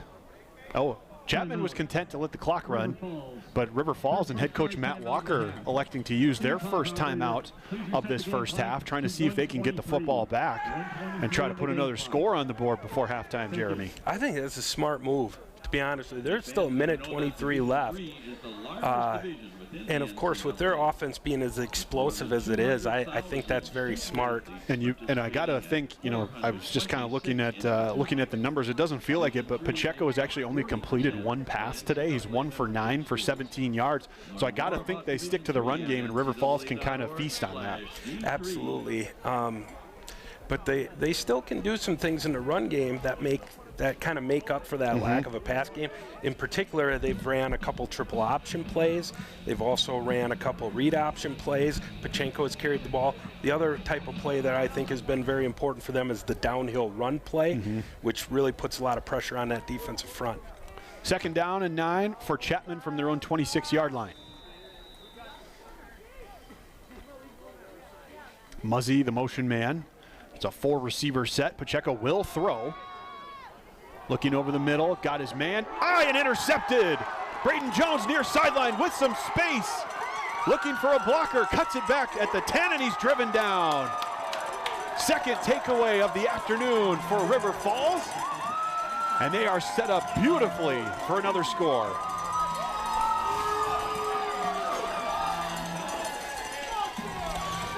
Some interesting scores I'm looking at right here, Zach. Hardin Simmons versus Trinity. Trinity 20-14 over Hardin Simmons at halftime. North Central over Hanover 10-0. That could be a game where the weather, yep. So second interception of the season for Braden Jones sets up River Falls deep in Panther territory. Already up 3 scores, 27-7, looking to cash in again. 3-receiver set. Weslowski, the lone receiver to the near side. Austin Rush will go in motion that way. Caleb, clap of the hands. Option to the left. Pitches it perfectly at the last second. Asher nearly lost his footing, and then he's able to dive ahead and go out of bounds for about a pickup of 5. Wow, that's a good little double option play of their own right there, Zach. Asher up to 50 rushing yards now after that last carry. Falcons with a $145 on the ground now. Reed comes into the game in place of Asher. Caleb Blaha will go into the slot, so they're going to go Wildcat here. Reed, Jalen Reed, the only one in the backfield. They're going to reverse it. They fake the reverse to Blaha with blockers. Jalen Reed ducks to the outside, stays on his feet, into the end zone. Touchdown, River Falls. Excellent play design. They fake the sweep to Caleb Blaha. Reed keeps it, goes all the way to the outside. River Falls up 33-7. Ooh, what kind of hat did they pull that rabbit out of? Joe Matheson at his finest. Oh my gosh, you give the guy credit. I would never dream. I'm not that creative. I called and been around football in this conference and high school. It's the assistant coach of the year in the WIAC, showing off that creative mind. That is creative. That is creative. That's amazing. What a great play. Chevrolet again on for another extra point. Clean operation, kick is up, and it is right down the middle. 34-7 is now the score. Number 3 team in the country, the River Falls Falcons, in control over the Chapman Panthers, 34-7, 54 seconds until halftime. And now Chapman might be content to just take a knee and get the ball to start the second half. Yeah, it's hard to say, but what an awesome play. What an awesome play. Awesome play design and well executed. What I was saying prior to, and I'm sorry I almost spilled into the play there. That's all right. Is that North Central is only up 10-0 over Hanover. And if they're in the Chicago area, I imagine weather is also playing an effect in that game as well. For those that aren't aware or don't follow the D3 scene, the defending national champions are the North Central Cardinals. And actually 2 out of the last 3 they've won the national championship, and they've pretty much rolled through everybody on their schedule this year as well. Yeah, they play in the CCIW, which includes a couple of Wisconsin schools. But to their credit, they're in Chicago. They find a way to recruit some really good players, and they've won national champions. And so, with that said, they're only up 10-0 with 3:20 left in the second quarter. Certainly something to monitor as we go through the afternoon. Now, I watched a little bit of Hanover play last week. Did they play Grove City? Was that the matchup last week? That was all right. They're a good team. Traditionally play pretty good football out of the Indiana Conference. 34-7, Chevrolet's kickoff, again end over end. Menzano from inside the 10, cuts it to the far sideline, and again, really good coverage, and again, it's Ben Weslowski with an open field tackle, bringing him down at about the 21-yard line. 48 seconds till halftime. Chapman with all 3 timeouts in their pocket. Weslowski is obviously, we see him as being a great receiver, in which he is. He catches the ball really well. But, you know, throughout the year, we see him on this kickoff team, and he finds his way around the football on the kickoff team, making good tackles and really contributing to the team in that way. So Pacheco now just 1 of 10 with an interception on his stat line after that last one to Braden Jones on the last series. Panthers trail it by 27. We'll see how they operate in 3-receiver set here. Latu gets the handoff off the left side. Not much there. Met immediately. Gain of maybe a yard. Bunch of Falcons in on the tackle. 91 Bo Schroet was the first one to hit him. Chapman not in too big of a hurry for second down. Muzzy goes in motion. Pacheco to throw. Far near sideline, looking for Menzano. Was open, but the throw was just too far to the outside. It'll bring up 3rd and long. The clock stops at 19 seconds. Yeah, I don't know if I would have did that there. I don't mean to be critical of Chapman, but I mean you're sitting there with 19 seconds left. The Falcons have 2 timeouts, and I would imagine, you know, even in a run play that does not get them a first down, the Falcons will take a timeout here and make you punt. Right, and you're looking at a punt into the wind as well. Yeah, and punting in the snow is just brutal. Low snap, Pacheco handles it nicely. Again, gonna throw. Swing pass wide open to Latu. Crossing the 30-yard line. Gonna have enough for a first down before he's pushed out of bounds. So the Panthers will at least move the sticks on this drive. Clock stops at 11 seconds. Yeah, they needed a first down there. That actually changed quite a bit here in the sort of the strategy heading into halftime, because if they don't get a first down there, you're looking at them punting the ball. Yeah, now Chapman actually uses their first timeout. So with 11 seconds, you do probably have a couple of plays here. You can try to get another small chunk on this first down play and potentially have a shot at the end zone for a Hail Mary. Right. Absolutely. So, or you can, I mean, even 2 run plays. I mean, a defensive player slips and falls, and you score a touchdown. Yeah, I mean, that's just the way it is. And you can still use the middle of the field with those 2 timeouts. Correct. So, defensive coordinator and head Jake Wissing and head coach Matt Walker talking things over with the Falcon defense to make sure they're aligned properly to not give up a big play here. Yep.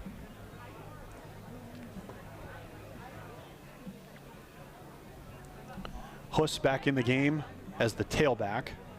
And we'll see 3 true receivers on the field here for Chapman. Haven't seen that formation too much. 3 of those are going to be on the far side. Yeah, they want to create space.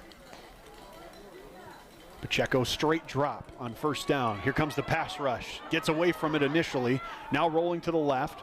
And this one was just a throwaway. He threw it in the direction of Menzano, but he didn't have much of a chance to get his feet down. So it'll be second down with 2 seconds to go. Yeah, that was actually, I was thinking they were going to run the ball there, maybe try to create some space. He ends up throwing it. I mean, they're just trying to do whatever they can here in the remaining seconds of the first half. So again, Chapman uses a timeout. They will have 1 remaining after this. This, I imagine, barring a penalty, this will be the last play of this first half. Chapman will receive the kickoff to open the second half. And if they're going to have any chance here this afternoon, they're going to want to get a score on that opening possession of the second half, Jeremy. Yeah, absolutely. If they can't here. Yeah, if they can't do anything here, they're going to want to come out, they get into halftime, get warmed up, come on out and try to cut into this lead. Credit the Falcons. Obviously, they have hung in there, weathered the conditions. Taking advantage of the 2 turnovers here in the first half, a fumble and then an interception on the last possession. Pacheco throwing his first interception of the day.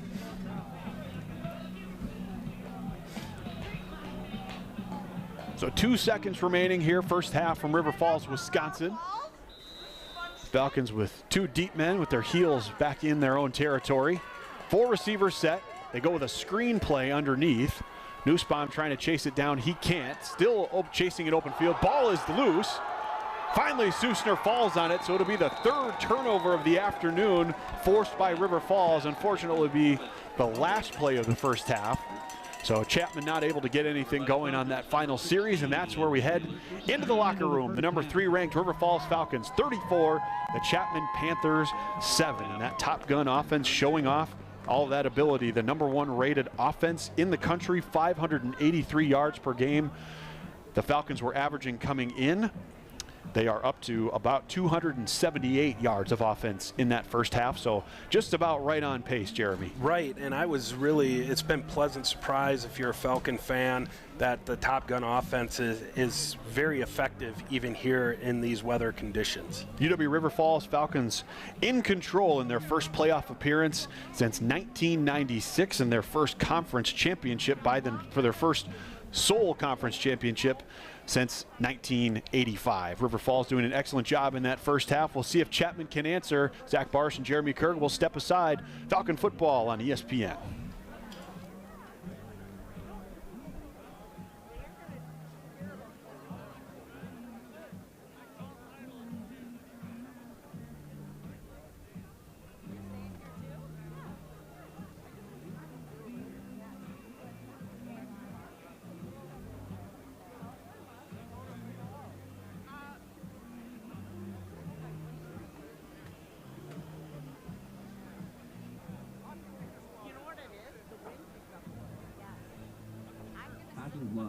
Passion is love for what you do.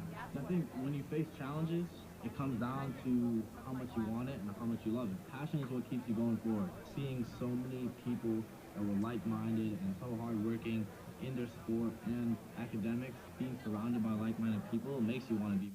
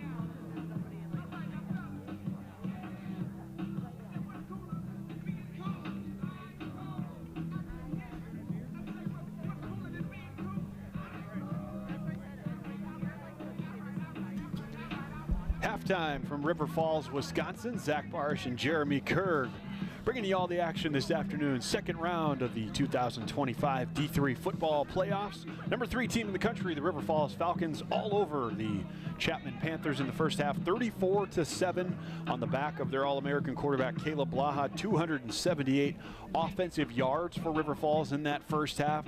Jeremy, really no better way to put it other than this is probably what most people expected coming into this one. Right. I knew it was going to be a tough uphill battle for Chapman. I knew that they'd have to control the clock, keep River Falls offense off the field. River Falls was very opportunistic after getting a couple of turnovers late in the first half. Also, we have to just keep in mind, Caleb Blaha, despite the weather conditions, was 12 of 17, 125 yards passing and 3 touchdowns in the first half. He would have had 4, unfortunately. No offense to Jake Hilton. He dropped that one heading into the end zone. But just we're witnessing, I would say, the best player in Division III college football. And we thought early on, especially like right as the game was kind of starting to get going in that first quarter, that the weather potentially could play a factor to slow things down a little bit, and that would maybe benefit Chapman a little bit. But like you said, River Falls is able to battle right through it and still run and really operate their offense as normal. Right, and give Chapman a little bit of credit too, because they've been able to come up with over 100 yards rushing in the first half. They needed to do that and control the ball, but those 2 turnovers were awfully costly. Yeah. Interception and 2 fumbles for Chapman in that first half. Tyler Pacheco, their senior quarterback, still has only completed 2 passes all afternoon. They'll have to try to get that pass game going here in the second half if they want to try to claw their way back into this one. Chapman currently making their way back onto the field. River Falls, kind of some of the specialists doing their warming up here for this second half. I imagine some of the fans may head for the exits with the weather conditions the way they are and the score being what it is at this point. But this is really the case across most of the Midwest here, Jeremy. So weather, snow especially, playing a factor in a lot of these D3 games across the landscape. Yeah, I noticed looking at even over in Michigan, Holland, Michigan, where lacrosse was able to win against Hope College 7-9 or 9-7. 9-7 the final. That had to have been some sort of weather, unless they just both played that great a defense. But it's very rare to have such a low-scoring game. Right. And there's a ton of games in these conditions. I was just kind of run through them at the moment. The winner of this game, which at the moment appears to be River Falls, will take on the winner of the St. John's Monmouth game. That being played over in Collegeville, Minnesota, the campus of St. John's. Johnny's up 21-9 at halftime in that game. Fellow WIAC team UW Whitewater hosting the DePauw Tigers. They actually lead it now 14-10 over DePauw. They were down 10-7 at halftime. That one early in the third quarter. Wartburg, also in the same region as River Falls and Chapman. They lead the Wheaton College Thunder 16-7 at halftime of that game. Bethel over in St. Paul, Minnesota, all over the Co-College Cohawks, 30-7 at halftime. And UW Platteville maintaining a slim 10-7 lead over the Alma Scots early in the second half. And you were talking about the North Central game. Early in the second half, North Central still leads Hanover by a score of 10-0. Yeah, it looks like they're just getting started in the second half, 10-0. Mount Union, of course, all over Muhlenberg, 49-7 the final. Mount Union, the Purple Raiders continue. That sounds like that's a drum that will never stop beating, if I can use that analogy. Yeah, their old coach, Larry Karras, when he was there a lot of years and obviously won national championships and stuff. I met him one time at a football coaches clinic, and he was sitting down next to me, and we were listening to, I believe, a high school coach speak of some sort, and he was speaking at the clinic, and he gets his little notebook out and starts writing notes down, and I introduced myself, and we had a nice conversation. But Mount Union is a wonderful, wonderful D3 college power. Looking there, though, the games where weather has really played a role, that I know for sure weather is playing a role, Platteville and Alma, both those teams have to throw the ball in order to move it. But Bethel and Co-College has got a very dynamic offense as well, but they seem to be having a little bit more trouble with the weather than Bethel. I think Bethel has a little bit of something to do with slowing down today as well. That too. They're a good team, aren't they? They're a really good team. We are almost set for football here from River Falls, Wisconsin. Chapman will receive the kickoff here to begin the second half. Some of the fans have cleared out from the home side stands here at Raymer Field. Justin Chevrolet going to set up his tee and get us underway here in this second half. Again, 278 yards of offense for River Falls in that first half. Defense forced 3 turnovers. They lead at 34-7. One of the objectives, I think, here, Jeremy, for the River Falls Falcons in the second half, make sure you stay healthy. Absolutely. They're not going to want to overdo it with some of their great players. We expect if they can break open the game a little bit wider, maybe we'll see some of the second-string players play. Yeah, speaking of people leaving, you know, with them having their ice shacks parked out front and participating in the, you know, the, what do you call it, tailgate party, and we'll call it pregame festivities. Yeah, they can get the internet in some of those places, and they have big screen TVs in them. Yeah. Yeah. Nice return by Ryan McKevitt, one of the backup tailbacks for Chapman. He gets it out across the 30-yard line, close to the 35, and that's where the Panthers will open things up here in this second half. All the way from Orange, California, the winners of the SCIAC, I'll call it, the Southern California Intercollegiate Athletic Conference. Panthers came in riding a nice 9-game winning streak after starting the season 0-2, went undefeated in conference play, got a first-round victory over the Whitworth Pirates last weekend. Team number 21. 10-yard penalty from the There's actually a flag on the kickoff return. It goes against Chapman, so that'll back him up about 15 yards or so. It'll be interesting to see how Chapman responds coming out of halftime. If they're going to continue to try to run the football, control the clock, they really got to make the best out of all their possessions. Again, our referee this afternoon, Stephen Schaub and his American Rivers Conference crew. For those not familiar with the American Rivers Conference, it's all of the Iowa schools plus Nebraska Wesleyan. Huss gets the call on first down. Not much there. He's bumped in the backfield and then finally taken down by Cody Curtis. Maybe a yard on the play for Huss. 2nd down and 9. Yeah, it looks like the Falcons really had that play pretty well strung out. Give Huss some credit getting back to the line of scrimmage. Snow continues to fall here in western Wisconsin. Seems like the wind has actually picked up to about 15 or 20 miles an hour now. Weird exchange on the handoff. Huss ends up with the football. He's driven down by Noah Nussbaum. Solo tackle by Noah after a pickup of about 3 yards. So the freshman from Roberts, Wisconsin, makes the stop. And Noah had 7 tackles in the first half. He found himself around the football a lot. As he usually does. You bet. If you're familiar with Falcon football and have watched this defense play all year, it seems like Noah Nussbaum and Gage Tim are always right where the play needs to be. Both ended up being excuse me, all conference players this year for this Falcon defense. Gage Tim, actually the defensive player of the year in the WIAC. 3rd and 6 for Chapman. They swing it out to Huss. Falcons closing quickly, and they drop him after just a 2-yard pickup. That was Riley Ashburn up from his safety spot to make a nice stick. It's 4th down. That was a nice job of Riley Ashburn getting a beat on Huss and making a tackle and keeping his feet underneath him and running his shoulders through that tackle. Very difficult thing to do today. Chapman down 27, deep in their own territory. They're going to go for it here on 4th down, or at least they're going to make it look like they're going to go for it. Pacheco out of the shotgun. They got 2 yards to get. River Falls looks like they're going to bring some pressure. Tim lined up on the edge. They're going to have 4 down linemen in this 3-receiver set. Pacheco takes the snap, handoff, Huss right up the middle, met by Curtis, driven back, little depend on the spot. Yeah, he got it. And they are going to give him just enough for a first down. Chapman moves the sticks on 4th and 2.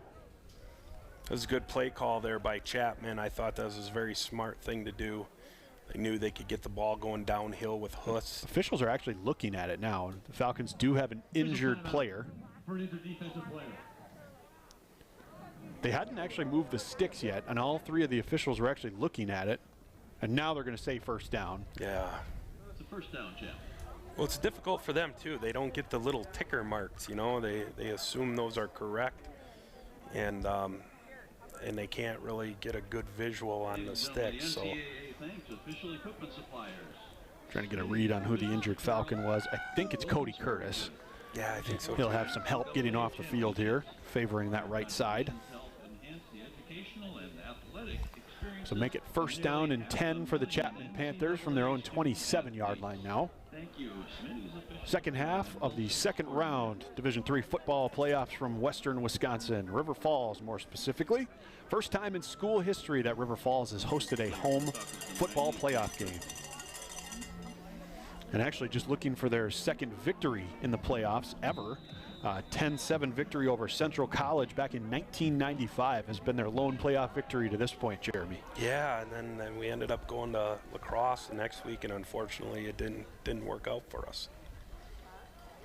Shotgun on first down, they swing it to Huss. Nice easy pitch and catch, and he's upended after about a 5-yard pickup. It'll be second down and manageable. Manzano barking at his teammates to get back up on the line of scrimmage. Trying to go with some tempo, and they go back to that wildcat. Manzano in motion. They fake it to him, and now it's a reverse. Pacheco's going to throw it back far sideline, threw it short. Did he catch it? He did. What a catch on that far sideline. Emilio Pucci on the reception, his second catch of the day, and it was a good one. Yeah, he just put it right in there, right on there. What my son would call that a dime or a dot. Yeah, that was a good throw. That was a terrific throw. Pucci did a nice job to adjust in midair, came back to the football. Panthers into Falcon territory. 3 receivers set back on the line. Pacheco to throw again. They're trying to go with a screen. It wasn't there, and he throws it at the feet of Huss to avoid disaster. It'll be second down. It was a good job by Jack Olson keeping his feet underneath him and not just chasing rainbows. He kept his body in good posture and just made Pacheco throw a bad pass. Second down and 10 after the Falcons blow up that screen attempt. Same formation. Latu's the tailback next to Pacheco.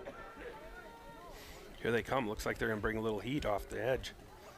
Straight roll to the left, throwing that direction. Got his man. Crossing the 40-yard line was Cash Henjum. He's ripped down and out of bounds by Braden Jones.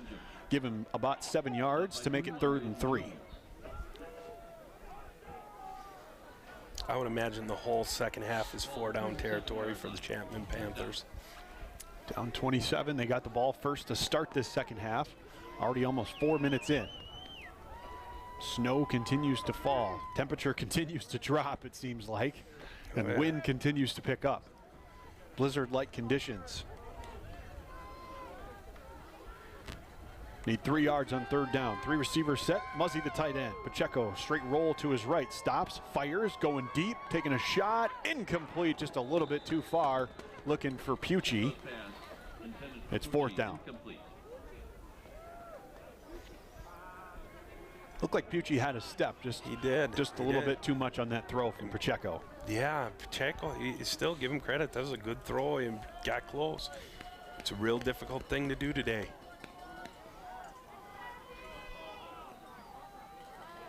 Trying to get to the Falcon 34-yard line. Manzano is going to be with Pacheco in the backfield here. Latu is lined up in the slot.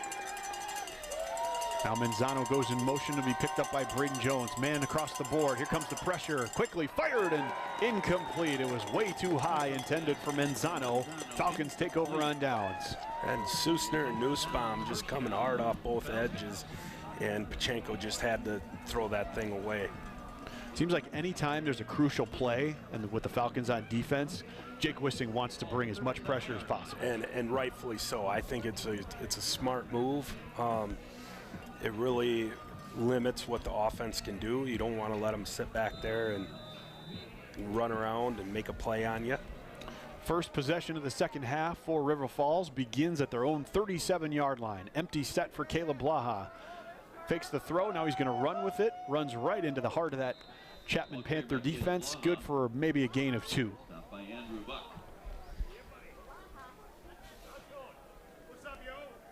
Rohrer and Austin Rush switch sides of the field. Weslowski, the other receiver out there. John Stone, the tight end. Trevor Asher, the tailback. Falcons had about 125 rushing yards in that first half as a team. Asher had about 55 of those.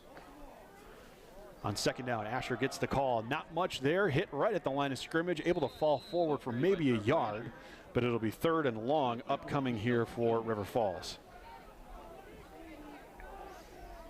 I believe that was number 31, R.J. Cannon on the stop. He did a great job coming downhill, making a tackle right around the line of scrimmage.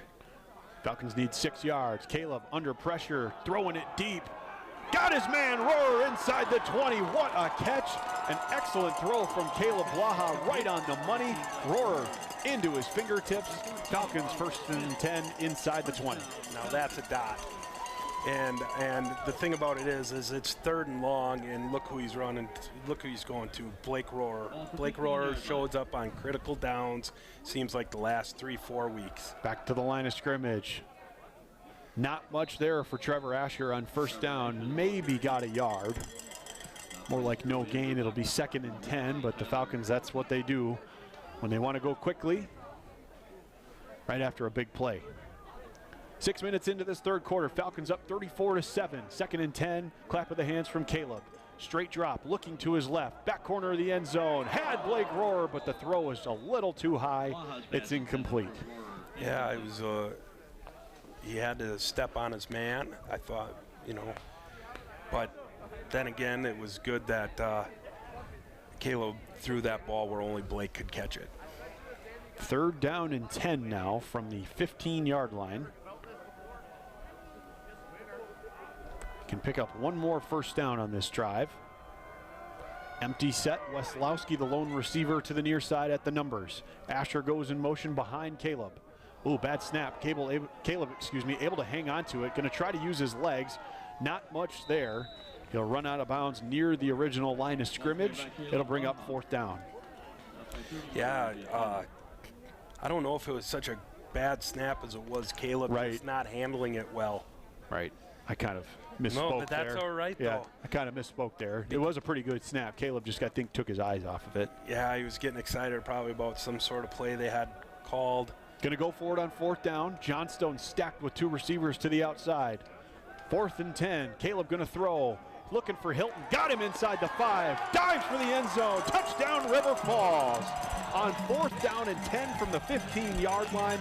The 4th passing touchdown of the day for Caleb Blaha to a 4th different receiver. This time it's Jake Hilton. Jake Hilton, big tall kid out of Prescott, Arizona, making the catch. And sometimes when it's cold like that, you got to body it. And you got to. Now they're celebrating in the snow, making some snow angels on the Falcons sideline. Justin Chevrolet on for the extra point. Jake Hilton's 4th receiving touchdown of the year. And I mentioned it earlier, but Caleb Blaha's 4th passing touchdown of the day. Snap spot, kick is up, and it is good. 6.5 minutes into this 3rd quarter. River Falls extends their lead. It is now 41-7 over the Chapman Panthers. Yeah, just another rock-solid drive by Caleb Blaha, making throws. The weather just doesn't seem to affect him as much as it does everybody else.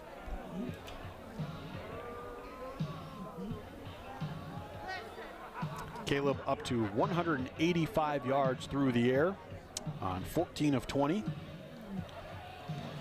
Falcons up to 156 rushing yards as a team, so into the 330 mark on the offensive side for total yardage. I mentioned it a couple of times here this afternoon, but it bears repeating. 583 the offensive average of yardage for River Falls coming into today to lead all of Division III. 355 of those usually come through the air. They average 46 points per game, which is good for 10th in Division III. And Caleb is the #1 individual in total offense. He averages about 415 yards per game by himself. Chevrolet's got it teed up. Falcons up 34. Snow continuing to pound western Wisconsin here today, Jeremy Kerg. It seems like it's getting thicker and thicker as we go. Yeah, and it seems like the wind's picking up, and it just looks. I'm glad we're in the confines of this wonderful new press box here at Raymer Field, and Manzano on the return with a little bit of space. He was headed angling towards the sideline, so he ducks out of bounds as he crosses the 30. But yeah, you're right. I'd much rather be up in this booth today than either down on the sideline or sitting in the stands, that's for sure. Right. Look at some of those folks down there. They are just covered in snow, but they're loving it. They're loving the Falcons winning 41-7. Well, I'll tell you what, I'm a little disappointed because it feels like part of the requirement late in the season to attend a Green Bay Packers game is you have to wear your Blaze Orange from hunting season, and I don't see a ton of Blaze Orange here this afternoon. No, you don't, do ya? You see a lot more of the red and black. Which is fine, school colors. Yeah. Fit right in. Chapman on the offensive possession. Pacheco fakes the handoff. They're going to go play action, looking for Manzano, but he left it short. It'll be incomplete, second down. Yeah, you're right. I see a couple up there. There's a couple nice Blaze Orange going on there. It is hunting season. It is. In Wisconsin. So some folks might be braving the weather to harvest their Boy, this deer. would be a rough one sitting in a deer stand today. Ooh. Second down and 10 for Chapman. From their own 32-yard line, they trail it 41-7. Handoff to Huss on 2nd and 10. He's hit right away by Riley Ashburn. Gage Tim able to help wrestle him down. Maybe a yard on the play. It'll be 3rd and long. Yeah. But just like ice fishing technology has increased over the years, there's heated deer stands. I've seen those. Grandpa Jeff always has to have the heated blind when he's hunting. Yep. Yeah. Falcons with a bunch of helmets right up on the line of scrimmage, trying to apply pressure on 3rd down and 9. Pacheco checking the play at the sideline. 10 seconds on the play clock. Yep. Here they come on 3rd and 9. Quick hitter Manzano, got to make a tackle. Falcons wrap him up and stop him short, well short of the line to gain of just 2 or 3. It'll be 4th down. Peter Ledoux and Andre Hall combined for the tackle. Such a great play by Andre Hall because he knew he had to make that tackle because they were bringing all the heat coming off that left edge. The quarterback smart, throw into the heat because there's going to be nobody behind it. Right. But fortunately, Andre Hall could make a great tackle. So again, Chapman looks like they're going to go for it on 4th down. Back up against the wall, down 34 in the second half. 7 minutes to go, 3rd quarter. Muzzy, the tight end, in motion. 4 receivers in the formation for Pacheco. Straight drop. Got plenty of time to throw. Looking, still looking, fires over the middle. Got his man crossing the 45. It's going to be enough for a 1st down. Excellent job by Tyler Pacheco there to not lose focus on the task at hand there. Didn't really feel rushed. He said, my offensive line's going to give me time. I'm going to pick them apart. Yeah. Makes a nice throw. Manzano gets it across the 45. It was a great throw and catch. Hanging in there, like you said, just trusting that offensive line. 3 receivers. Going to throw it again here on 1st down. Steps up this time. Here comes pressure.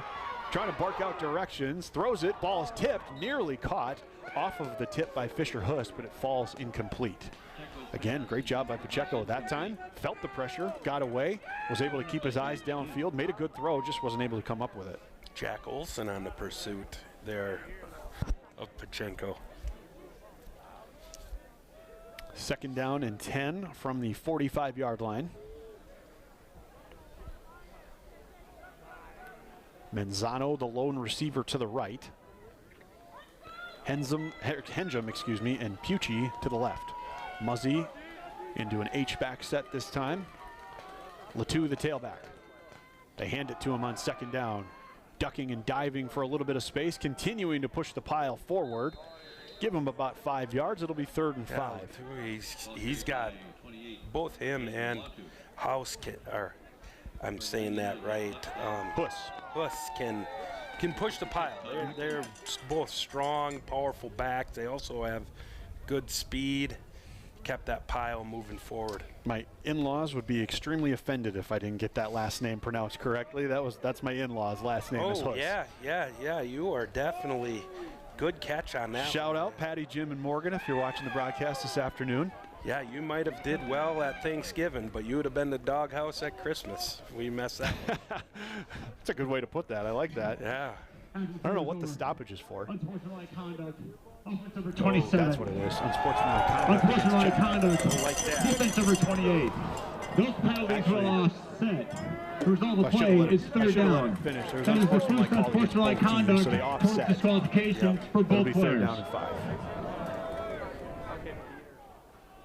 So both of those go towards disqualification. So if either of those players get another unsportsmanlike penalty, they are ejected. Yeah, we don't want any of that stuff, fellas. Let's just keep her clean, play good football.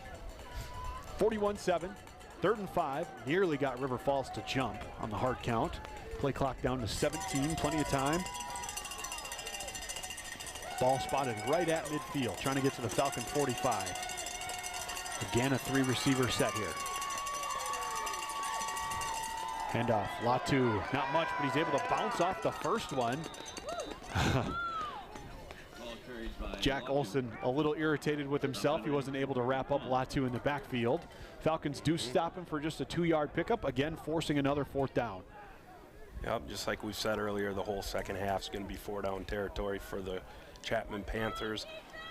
4th and 3 here. Yeah, 3, or we'll call it a long 2. Yeah, I'd say we're going to see either lot 2 or house. But James Casey, one of the backup tight ends, also in the backfield with Pacheco here. 1 to each side. They flank Pacheco. 4th down, and then we're going to have a timeout taken by Chapman. Timeout. Chapman. 4:54 on the game clock here in the 3rd quarter. Chapman 2 timeouts remaining now here in this second half. Want to make sure they talk things over. Pretty crucial 4th down for their case here. yeah, it's really hard for them to probably think that if they don't get this really makes it very difficult. And not that it's not difficult now.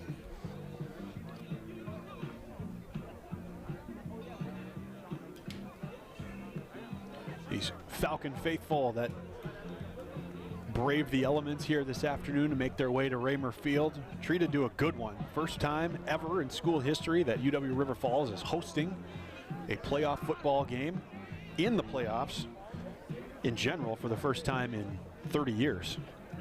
1995 was the last appearance. A 10-7 victory over Central College down, I believe Central is in Pella, Iowa, if I'm correct. You are correct. Pella, Iowa, the Central Dutch. Yep.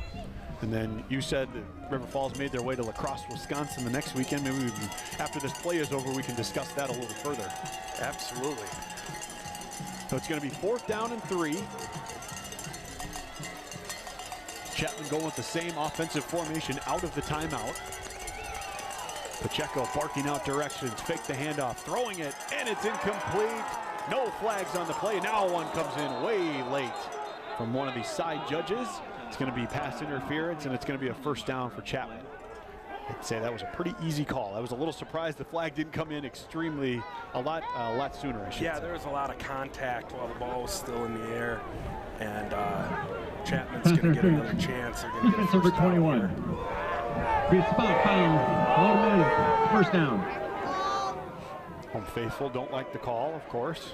I thought that was a pretty easy one. Yeah, I thought it was pretty, and it makes it easier. And sometimes when it's 41-7, you're going to err on the side of 7.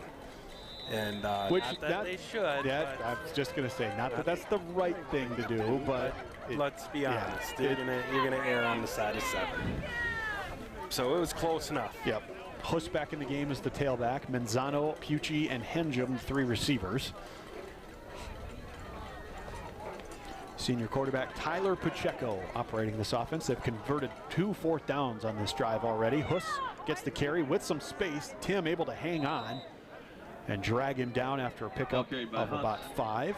So we saw this a little bit in the first half. They did a nice job on those 1st down runs to set themselves up with 2nd and 3rd down and manageable. Yep. Doing a little bit of that here on this drive too. That's where those 2 backs, both Huss and Latu, they're good, strong backs. They can get yourself 3, 4, 5 yards on 1st down, put yourself in very manageable positions in 2nd down, 3rd down. Unfortunately, it just come a little bit late. Right, and I think I would, if I was a Chapman fan, I think I would be wanting a little bit more urgency out of this offense. They're still pretty content to let the clock run as they get set up. Taking a shot here on first down. It's going to be well short. I thought Susner had a great shot at an interception there. Didn't go for it. Instead, it'll be 3rd and 5. Yeah, it looked like the ball kind of slipped out of Pacheco's hands, and that is in the direction of the wind. So it's that's a difficult throw.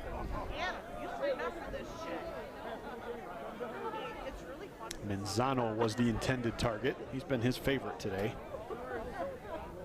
Again, Chapman playing without their top receiver from most of the regular season. Cade Zimmerman came in to today's contest with 840 receiving yards on the season. On 3rd and 5, going with a screen underneath Manzano, but he can't hang on. It'll be 4th down. River Falls looked like they were kind of ready for it. Had a couple of guys in the area. If Manzano would have made the catch, who knows what would have happened, but it's 4th down. I think that was the right play call. That's a heck of a job by Chapman. Getting them in the right play call is just too bad they couldn't execute. 4th down, off the 35-yard line. So it'll be 4th down now, again for the 3rd time on this drive. Chapman trying to convert a 4th down. I give a lot of credit to Manzano, too. He seems to find himself around the football today a lot. Number 27 from the Chapman Panthers. Trying to get to the 30-yard line. Rolling out is Pacheco. Under pressure is going to fire this one up in the air. Up for grabs and intercepted. Ashburn picked it off and then lateraled it. What a play. He got it to Trent Cherry, who's still running on that far sideline. And he's finally tracked down near midfield. What a play from Riley Ashburn. The presence of mind to not only intercept it, but then before he falls out of bounds, laterals it to Trent Cherry, and they get an extra 20 yards out of it. Unbelievable. Just an unbelievable play. To have the instinct to be able to do that, it's just unbelievable. Just a great high point on the interception. We're seeing the replay here on the Jumbotron, and then before falling out of bounds, lateraling it to Trent Cherry, who makes an excellent run with the football after that. Those improv skills could get you an Academy Award, Jeremy. Absolutely. Ball spotted at the Chapman 49-yard line. Falcon offense back on the field. Caleb Blaha to throw. He's got Jalen Reed on the little route, out of the kind of the banana route out of the backfield. Gain of about 2 or 3 before he's pushed out. Yeah. But yeah, you're right. Just and that's kind of been, that's the Falcons. They're able to just find ways to sort of make it up as they go. and I love it. And it makes them fun to watch. Falcons well on their way to winning their 7th straight football game. Taking a shot over the middle. He's got Reed right in stride. What a throw.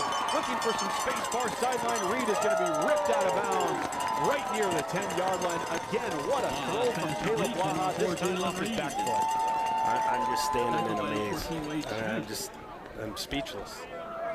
To be able to make that throw like that in this weather. Just beautiful. Right in stride to probably the fastest guy on the team, Jalen Reed. 1st and goal, River Falls. Caleb keeping it on 1st down. Not much there. He's going to be hit and dropped. This might be a loss. By Caleb Blaha. Maybe back to the line of scrimmage. 2nd and goal. So Trevor Asher comes in for Jalen Reed. Hilton, Stokes, and Reifenberger are the 3 receivers. John Stone, the tight end. Asher with Caleb in the backfield. They give it to Trevor. Right up the middle on 2nd down. Not much there. Chapman's done a nice job, kind of just right in the middle of that defense. There hasn't been much room in between the tackles. Yeah, the linebackers in the defensive front has done a good job of sort of stalemating that offensive line for the Falcons, which is a very talented offensive line. But I give a lot of credit, too, to the inside linebackers and those D tackles from Chapman. They've done a terrific job today. Falcons threatening up 41-7. Caleb straight drop. Here comes the pressure. Got to roll to the right. Keeps his eyes down the field. Now he's just going to chuck one near the sideline. Put it in the direction of Johnstone. It's incomplete, and a flag is down. I think we're going to get a holding or some sort of illegal block there. Number 71 appears to be frustrated with himself. That is Jay Kalvik, sophomore from Hopkins, Minnesota. Yeah. Starting right guard for this Falcon offense. And to his defense, when Caleb starts running around, it's very difficult for those offensive linemen to maintain footing, not Holding. hold, Offense sometimes number not go 71. downfield. 10-yard penalty from the previous spot. Third down. So it is holding. Yep. And they do accept the penalty, so it'll be 3rd and goal from about the 19-yard line, it looks like, or 18-yard line. Ball at the 18-yard line. Caleb will be by himself on this 3rd down and goal. 3 receivers, bunched to the near side. Asher will be in motion. Looking his direction, here comes the pressure. Now they swing it to Asher, got 1 man to beat. Makes a nice move, cuts it upfield, pushing his way down to the 15-yard line. Able to make something out of nothing there for a pickup of about 4. It's 4th and goal. Great cut there by Asher to avoid the first tackler. And now for the first time today, it looks like River Falls will attempt a field goal. Wind will be at the back of Justin Shebrel. All right, get a good plant foot place here, Justin. Justin has 12 of 14 on the year, a long of 37 yards. This one appears to be about a 32, I'm going to guess, 32 or 33 yarder.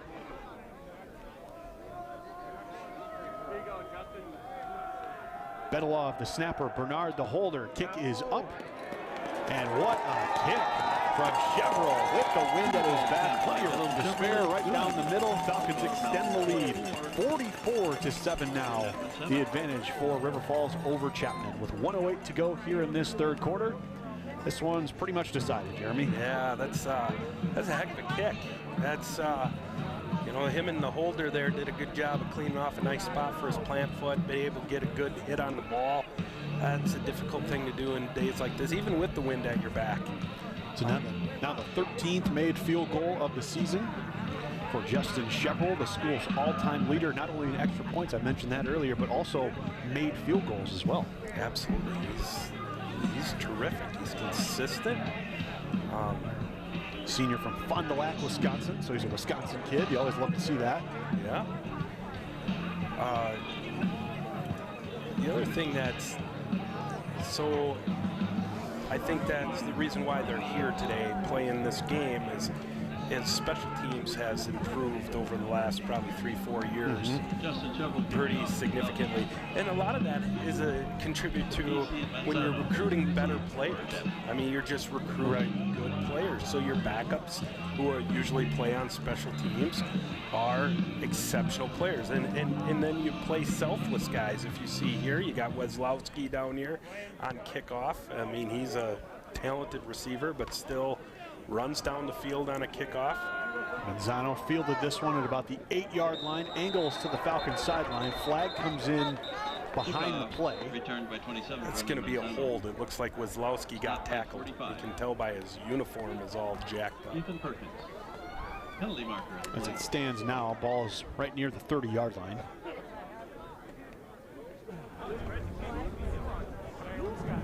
During the return, holding. Return team number 5. 10-yard penalty from the end of the run. So they Chapman keeps the ball. Jake First down. Backup linebacker playing special teams for the holding call. So they'll be backed up from about the 30 back to the 20. So Chapman will need 80 yards if they want to put touchdown on the board. They trail it 44-7, just over a minute to go here in this 3rd quarter. Jeremy Kirk, I'm just going to do a quick scoreboard refresh and check out some of the other games across the D3 landscape here. Mentioned it earlier, but lacrosse final score, lacrosse defeats Hope College 9-7 over at Hope, Michigan. There was a couple of ones we were going to keep an eye on this afternoon. Nice throw and catch. Pacheco to that far sideline. He's got Cash Henjum, his 3rd reception of the day, enough for a first down. Platteville has pulled away from Alma 24-7 late in the 4th quarter in that one. Bethel 37-14 over Coe halfway through the 3rd quarter. Wartburg leading Wheaton 16-14, 2:27 to go 3rd quarter there. DePauw has jumped back on top of UW-Whitewater 23-17 with 11:40 to go in the 4th quarter from Whitewater, Wisconsin. Again, a nice throw from Pacheco, and he's got Henjum on that out route. They're falling in love with that, 2 in a row. Yeah, a couple of great throws there by Pacheco. Excellent games going around the country. And then the other one to keep an eye on in our bracket, of course, the winner of this game will take on the winner of the St. John's Monmouth game. And right now, St. John's has pulled away from the Monmouth Scots 35-9, about 4 minutes left in the third quarter from Collegeville. So it appears, at least for the moment, River Falls is going to be taking on St. John's here from River Falls, Wisconsin next weekend. Falcons, excellent job on first down this time, forcing a loss of about 3 or 4 as Huss took the carry, and that is going to be the final play of the third quarter. 44-7. The difference here from River Falls, Wisconsin, in a sunny late November afternoon, or a snowy, I should say, late November afternoon. River Falls on top of the Chapman Panthers. 1 quarter to go, Jeremy. Just want to stay healthy and get out of here with a win, right? Absolutely. And just, really mitigate the injury bug, not have any of that stuff come at you. Again, the grounds crew hits the field in between the third and fourth quarter here as they play jump around, as they do so many times in the state of Wisconsin between the third and fourth quarter. Badger fans will be familiar with that one. That'll be a fun one this afternoon. Just about ready for kickoff for Minneapolis. Gophers Badgers. Gophers Badgers. For Paul Bunyan's Axe. Absolutely. That's a big one every year, isn't it? And it's hard to say who's going to win that one. That could go either way. Well, I would say there's one team trending in the wrong direction and there's one team trending in the right direction in that matchup. And I think the visitors would tend to believe they're the ones trending in the right direction here today in this particular instance. The thing about it is Wisconsin, it's not to get negative or anything, but man, it's been an up and down year. And fortunately, the last few weeks they played pretty good football. Yeah, a couple of top 25 victories for a team that's only won 4 games on the season. That's pretty impressive. That is pretty impressive. That's a good bounce back, but for a while there this year, it was looking real bleak. So 2nd down and 14 to begin this fourth quarter for Chapman, trailing it by 37 points. It was 34-7 at halftime. The Panthers did run for 116 yards in the first half. And they've actually stuck to that ground game here in the second half, which is up to 130 yards now, so just 14 in that third quarter, but staying true to their mold and who they are.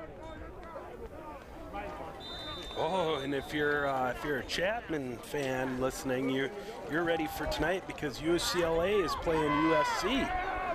That's be a big one in Southern California. Henjum on the catch. Yeah, big rivalry. Used to be a fun Pac-12 rivalry. Now it's a Big Ten rivalry. Yeah, it's very unique.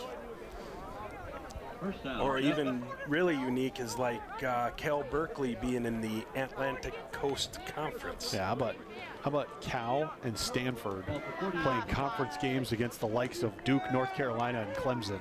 Right. 1st and 10, Chapman after another reception by Henjum. Henjum up to 5 receptions on the day, taking a shot, looking for Pucci. It's incomplete. Throw was a little too high. It'll be 2nd down. Yeah, and Trent Cherry did a nice job going up after the football. I think some folks, I don't know what the folks here are. I was going to say Pacheco actually took a pretty big shot after he got rid of the football. Oh. So 2nd down and 10 now. Ball spotted at the Falcon 40-yard line.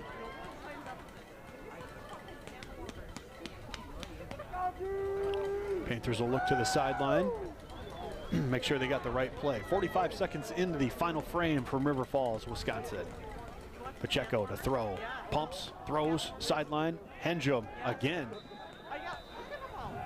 About as reliable as you can possibly be on this drive. Another catch for Cash Henjum. He's up to 6 now. It's 3rd and short.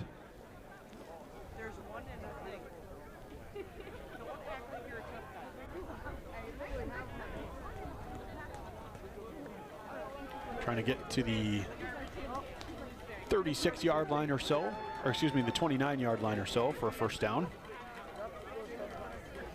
Handoff, Latu left side, nothing there. Hit immediately and strung down. Another 4th down upcoming. Ball carried by Latu. Bunch of Falcons in on the stop that time. Looked like 99 John Klefstedt was the first to hit him. Looks like total offensive yards for the Falcons today, 385 at the end of the third quarter. A little lower than average, but they haven't had the ball very much. Point total right on par. Averaging 46 coming in, 44 to start this fourth grade. 4th down and 3 for Chapman. Trying to keep the drive alive, trying to keep their day alive. Pacheco floated over the middle, intercepted again. Crossing the middle of the field with some open space and finally strung down. This was Jared Schultz, the freshman from Gordon, Wisconsin. Big return after the interception, the 5th takeaway of the afternoon for the River Falls Falcons. In control, they got the ball back. Yeah, what a great play by Schultz.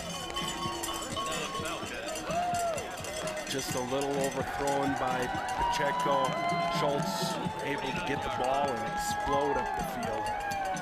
And for probably the duration of this one, we'll see Cade Fitzgerald onto the field. Caleb Blaha exits. Excellent day for Caleb Blaha, the senior from Fridley, Minnesota. Fitzgerald taking a shot on his first play. Got Rohrer inside the 20. Falcon offense continues to hum. Backup quarterback or not. Always a deep threat, Blake Rohrer. He hauls it in. Falcons in the red zone. Yeah, Blake Rohrer does a great. He's just got such terrific ball skills too. The ability to catch the ball high point. Reed the tailback. 3 receivers set. Fitzgerald to his right, looking to swing it back to Reed. Back of the end zone. Wide open. Touchdown. Jalen Reed, his 2nd touchdown of the day. This one through the air. Falcons extend the lead again. Really efficient. And Reed flashing at the speed. I thought he was pretty covered up after his route. He ran out of the backfield, but he just ran right by the defender. Wide open touchdown, easy pitch and catch for Cade Fitzgerald. And for Cade, that is his 4th passing touchdown of the year. Just a nice wheel route there by Jalen Reed.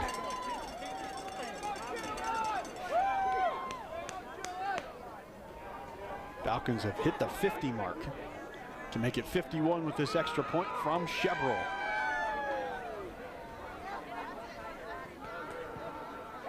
And they do, right down the middle again. 51-7. Falcons on top of the Chapman Panthers. And you think, backup quarterback comes into the game. We're up 37 points. We'll run the football, try to run the clock out and get out of here. Nope, Falcon offense just continues to operate business as usual. They extend it to 51-7. Yeah, it's been amazing to watch that they've been almost unfazed by the conditions. One of the concerns I had driving here, other than driving here, because it was kind of interesting. Yeah. But one of the concerns I had is, can they be this explosive in bad weather? I think we got our answer. I think we did. 420 yards of offense now for River Falls here this afternoon. #1 offense in the country continues to hum along despite the bad weather from western Wisconsin today. Snow has been coming down since about, 5 or 6 o'clock this morning, it feels like. And wind continues to blow, and the Falcon offense does not care. No, they don't. It doesn't seem to faze them at all. Give the Chapman guys a lot of credit. I mean, they won a playoff game last week, beat Whitworth. They're here today. This has got to be an incredibly tough situation for a person who's not used to this. Yeah, would we say it was about 75 degrees when they took off from Orange County, California yesterday? Manzano runs up to the football, and then he's tripped down again for the 3rd time today. Excellent open field tackle from Ben Weslowski on kickoff coverage as the Panthers pin deep inside their own 20-yard line. Well, it's like when you grow up around here, you go on vacation in the winter, and you fly to a place like Vicky and I here went to Aruba one year, and we took off, it was -20, and we landed in Aruba, and it's 80 degrees. And that's a shock to the system. Yeah, and then you got to come back, and right. you're like, oh, we're going to get on the plane and come back. Yep. So it's tough. Chapman operating down 44 points inside their own 20-yard line. A little over 12 minutes to go in this one. Taking a look at the St. John's score again. Of course, the winner of this game appears to be River Falls. Pretty well in hand. They've got their sights set on next weekend's third-round game, which River Falls will host again here at Raymer Field. They get the winner of the St. John's Monmouth game, which now again St. John's has extended their lead to 42-9. So it very much appears like River Falls will be taking on the St. John's Johnnies. It'll be a top 10 matchup in River Falls, Wisconsin next Saturday, Jeremy. And two very historic colleges. You know, River Falls being 151 years old and playing football for over 100 years. And you got, of course, the Johnnies, the Glardy family, you know, coached that team for a long time. And you're the best player in college football. Like, I believe Caleb Blaha should get himself a Glardy trophy. Yeah, the award's named after him. So, you know, St. John's football is one of the, I guess, the meccas or the, you know, shrines of collegiate football in all divisions. And they're going to come here to play a playoff game against the Falcons, and that's going to be epic. It's going to be awesome. 3rd down and 11 after the 1-yard loss. Latu goes in motion. Pacheco empty set. Swick quickly out to Menzano. Falcons trying to cover. They make the tackle. Nice job to get out there and make the stop. It looks like Schultz, who had the interception on that last drive, brought him down. It'll be 4th down again. Yeah, Schultz getting some action out there. He's looking good. First time River Falls has played a team from the Southern California Intercollegiate Athletic Conference here this afternoon. And actually the first time Chapman has played a WIAC team. So a bunch of groundbreaking stuff here this afternoon. First playoff game in school history for UW River Falls. We'll see a punt from Chapman. Nichols able to get this one away, nearly blocked. End over end punt, going to take a Panther bounce deep into Falcon territory. And will finally be downed as it takes a roll inside the 30-yard line. River Falls and their offense will start from there. 10:32 to go. Everything pretty much just a formality at this point. Looks like a lot of backups are coming into the game. Yeah, backup QB Cade Fitzgerald stays in there. We'll see Jake Bernard.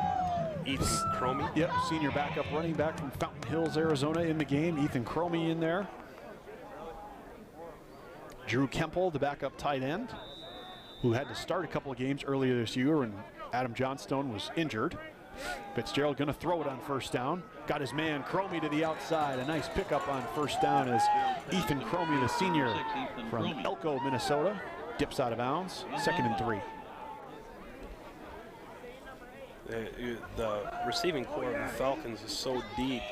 Last year, Ethan Cromie, because of some injuries to Jake Hilton, played a lot, probably a lot more than he did this year. He's a team guy. It's just that they're just so deep. Handoff Bernard on 2nd down. Not much there. Stacked up at the line of scrimmage, and he'll be driven backwards. They'll mark him right at that line of scrimmage. It'll be 3rd down and 3.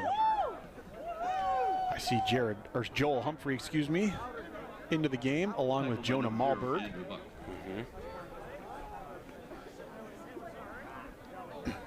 Malberg's another one that's a good player, but he's just, I mean, they just got so many good players. Right. Junior from Big Lake, Minnesota, in the middle of this trips formation to the near side. 3rd down and 3.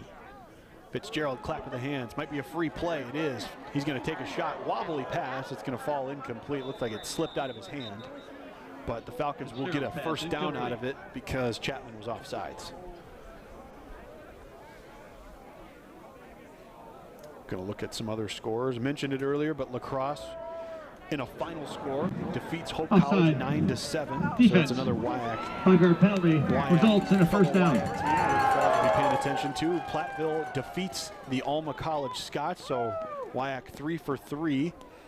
And over in Whitewater, Wisconsin, DePaul with a 26-23 lead over the Whitewater Warhawks with just over 4 minutes to go in that one. So Whitewater putting the WIAC in danger of not finishing the day perfect. Yeah, that's been a bit of a, I was expecting them to play well today.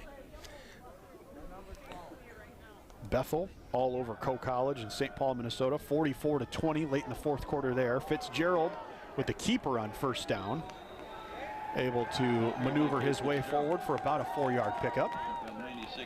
Clock continues to run as we go down to about 9 minutes to go.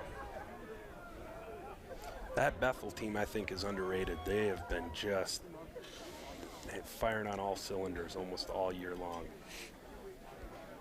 The one knock against Bethel and St. John's this year has been who have they played, and they've played each other, and those that would make the case that other conferences were a little bit stronger are saying that's about it. They've only played each other. But I think the playoffs will, and they usually do, they prove who the better teams are. And winning 44-20 as they are right now into the fourth quarter over Coe. I think Coe's a good team, although I would have liked, I thought at times last week they didn't play as good as they normally do, but they still came out on top. They're down at 6 for River Falls after the incomplete pass. So who are the talented teams in the MIAC that they would have played? They would have played. Carleton was pretty solid, which Carleton, super, okay. If you don't know, extremely fun story about Jack Curtis, the senior quarterback for Carleton. Fitzgerald on the run on third down. This is incomplete. But if you never heard of Jack Curtis for Carleton College, please go look up his story. Young man who found out he had cancer over the winter and was receiving treatment this fall. Early in the weeks, and then coming back to play on Saturdays for the Carleton Knights, and actually did a really good job. They finished with a winning record, had a nice season over at Carleton. So if you don't know who Jack Curtis is, go look up that story. But Carleton would have been kind of in that category of tougher opponent in the MIAC this year. Concordia, Moorhead would fit that bill as well. And Terry Horan does a great job up at Concordia Moorhead. And, of course, the head football coach at Carleton is Tom Jernell. Tom coached here with the Falcons in the late 90s and 2000. He would have been a coach here the last time the Falcons played in the playoffs. Falcons punting on fourth down. Nice punt from Bernhard. Taken by Manzano. Ball's on the ground, and it goes out of bounds. Neither team able to jump on that one. Falcons wanted to be all over that. They had a bunch of men in the area, but it harmlessly falls onto the white patch, so Chapman will keep it. Weslowski on the tackle. Again, who else? Yeah, just a terrific special teams player. It goes to show that, you know, when you have a great wide receiver who's a terrific special teams player, he's a selfless guy. He's putting his body in those tough positions, making big hits, running down the field. Just put your best players on the field, right? Absolutely. Kind of what it boils down to sometimes. 8:17 to go here from River Falls, Wisconsin. 51-7, River Falls on top. Their first ever home playoff game in these D3 playoffs. Looking for their second victory ever. First victory came on the road back in 1995. Pacheco going to keep it on first down, looking for space, not much there. Hit, maybe a yard on the play before he's driven backwards. Out by Carter Klein. And 50, Brady Block. And when you look at Chapman, they started off the season 0-2, losing to Hardin Simmons and I'm trying to think of who the other. Linfield College, typically a very good West Coast Division III team as well. Hardin Simmons playing today. They were playing Trinity, Texas. I was looking earlier. Trinity was on top early. I haven't looked since. But yeah, Chapman had to go on quite the run to get through not only conference play, but get themselves into a playoff position. Winners of 9 straight coming into today. But you give them a lot of credit for playing those games because Linfield is usually in the top 1 or 2 Northwest Conference teams and usually a contender. And you got Hardin Simmons out of Texas, which is a great traditionally sound D3 team. So deep shot on first down, incomplete, threw it well over the head of Pucci. So they were preparing themselves for stuff like this, you know, to get themselves in this position. Maybe not stuff exactly like this today with the weather and the snow and everything. No. I don't know if anybody can ever fully prepare for that, but to your point, right? Like you challenge yourself with the early schedule. Kind of, it's always, even if you lose, right? It's kind of a barometer where this is where we want to be and this is where we think we are, and that kind of molds those two together. Looking for Menzano on second down. This is incomplete. But yeah, challenged themselves early, figured out, okay, this is who we are, this is what we need to work on. They rattle off 9 straight, and excellent season, one of their best in school history. Right, and you know, and sometimes people make the argument of who you played. You played the teams on your schedule. Right. That's just what it is. So if you're St. John's or Bethel, you played MIAC teams. You're eventually going to catch up to somebody in the playoffs. If you're River Falls, you played, what, 5 playoff teams? Yeah. 6? Yeah, Alma losing to Platteville today. That would be a common opponent. Co College losing to Bethel. Yep. That's a playoff team. And then, of course, the 3 WIAC teams. So, yeah, half of the schedule for River Falls was playoff teams. Right. In the playoff field this weekend. Right. So I mean, that's a beast. And winning a road game in the WIAC against a top 6 team, you know, like even they lost to Oshkosh, and on that day Oshkosh beat them, and that happens sometimes. To that point, though, I think that game kind of spurred some things within this Falcon club that you know, we can't take a week off. There are no off weeks, especially in the WIAC. And they've kind of taken that mindset and run with it the rest of to this point. And you know what else it was, is, like you said, it was a very reflective point in the season where they needed to stop turning the ball over in the red zone. Let's just call it what it was. 3 turnovers inside the red zone against Oshkosh, gave up a long bomb towards the end of the game that set Oshkosh up for the victory, and then ever since then have played lights out defense. I mean, holy smokes. But I think this coaching staff and what's going on over there on the Chapman side, I foresee them, if they continue on this trend, we might see them again in the playoffs, and you know, playing in the second and maybe even beyond the second round at some point. Interim head coach Casey Shine in his first season. It's a heck of a way to start your run 9-2. Going to push that to 9-3 after today, of course, but tons of momentum to build on moving forward. Yes. Again, there was just I like fun kind of stats or trivia like this. 1,949 miles by road if you drove from River Falls' campus to Chapman's campus in Orange County, California. And their SID had a fun little note in their pregame notes. Second longest trip in school history for the Chapman Panther football program. They went to Lexington, Kentucky in 2001. Oh, Lexington to Kentucky would have been a little further away, huh?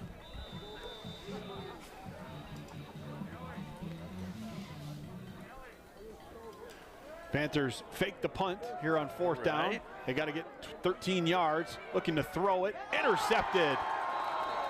Exclamation point interception here for River Falls. It looked like Alex Anderson, the sophomore from Strum, Wisconsin, was able to haul it in right in front of the Falcon bench. They celebrate with Strum, or they celebrate with Anderson. And for the 6th time today, the Falcons turn over the Chapman Panthers. Yeah. And there is a flag down as well. And it appears to be against Chapman. So I think the Falcon offense is okay to come onto the field.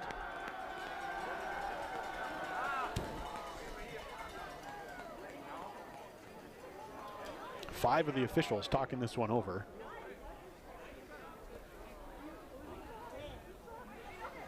Looks like they're going to have an illegal receiver downfield. Gotcha. There was a lot of things happening there. Here's the call. 2 fouls on the play, both by the offense. An illegal receiver downfield. That penalty is declined. Pass interference, offense, number 7. That penalty is also declined. The result of the play is a turnover. River Falls keeps the ball. So was Anderson able to come up with a sweet interception to turn the ball over? He was actually interfered with. The pass was as the ball was in the air as well, they say. So both penalties declined. They were both against the offense. River Falls takes over, 6:19 to go in this one in Chapman territory. Cade Fitzgerald back on to lead this offense. Falcons at the moment, 162 yards on the ground, 285 through the air, 5 passing touchdowns and 2 rushing touchdowns combined. Fitzgerald gonna throw it. Now he drops the arm. Gonna run with it on first down. Not much. Ball carried by Cade Fitzgerald. Maybe a couple yards. Right, and they still like these, you know, it's almost like they block it like a run play. They're throwing the ball. It's called a PRO, which is kind of a backwards RPO, where they want to look to run the ball and then maybe throw it. It's back. It's Joe Matheson. Just making wizardry at it again. Yeah, it's some level of sorcery that we other football coaches, we just don't understand. So second down and 8 from the 43. Again, he's going to run it. This time waited patiently, bounces off the tackler. Here goes Fitzgerald into Panther territory, finally wrestled down by Andrew Buck from behind, but not after a pickup of about 15 yards and a first down. Yeah, nice run there by Cade Fitzgerald. Him being a senior too and backing up Blaha all these years. You know, we will say this at some point. It'll be Caleb Blaha's last game. It'll also be Cade Fitzgerald's. He's played wonderfully for the Falcons over the years. And it got extended playing time last year after the injury to Caleb Blaha. Cade and other backup quarterback Riley Warzinski, they kind of ran a 2 QB system for a majority of the season last year, and they've both filled in nicely. Falcons finished 7-3, so they operated the offense just about as well as you could have without being an All-American. Right. By Cade Fitzgerald. Again, Cade on the keeper, gets another 5 on first down. Clock continues to run down to 4.5.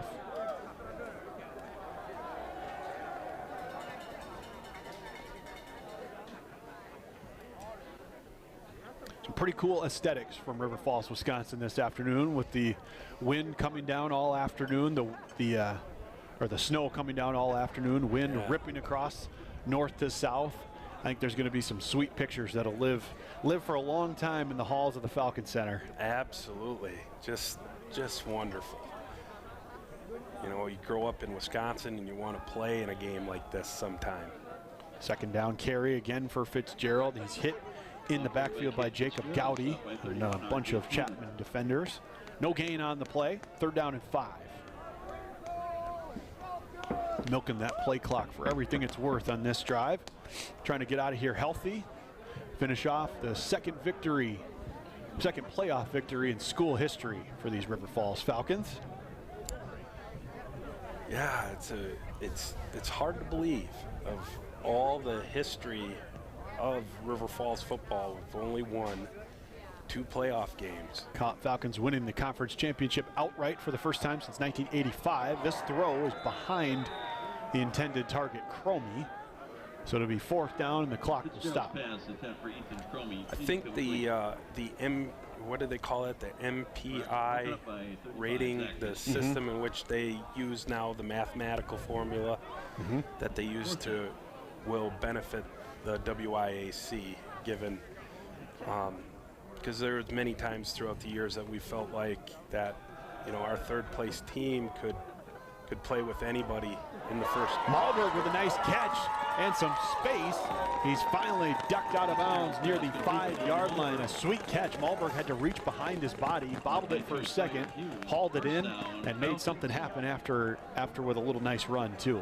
Yeah, nice throw. But to your point, 4 playoff teams this year for the WIAC. Absolutely, and what I was saying is you know, to be able to get those teams that are deserving into the playoffs, I think is a very warranted thing, and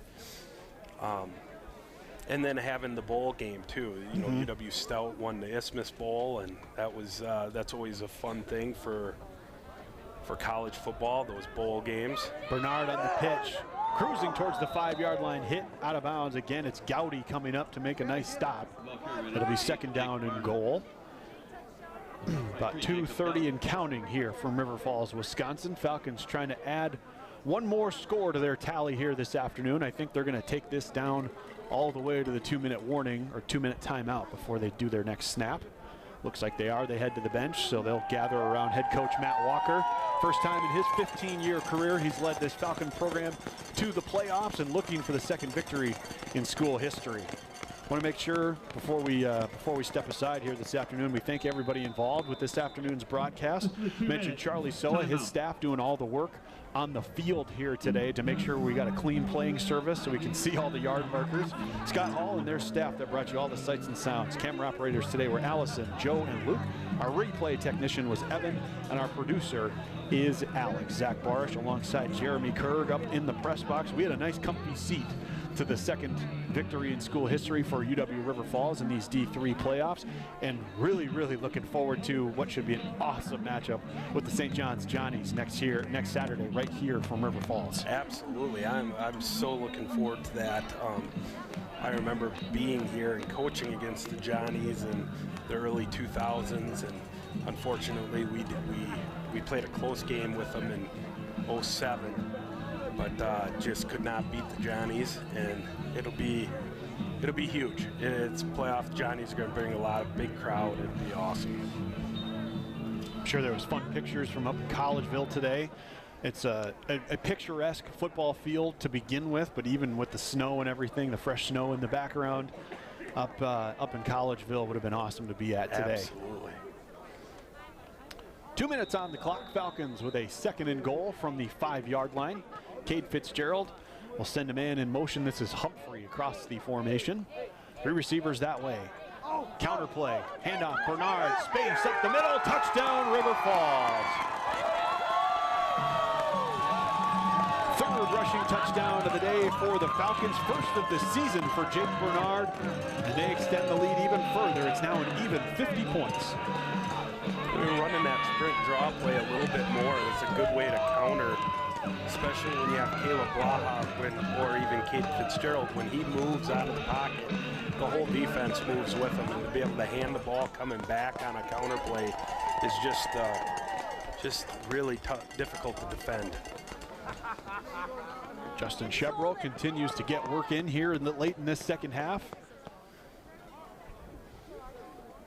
Again, Bedelov, the long snapper, Bernard, the holder. Snap spot, Chevrolet's extra point. Actually doinks off the right cross, or the right bar, and it goes through. Extra point is good with a little theater to go with it. 58-7 now with a $1:54 remaining from River Falls, Wisconsin.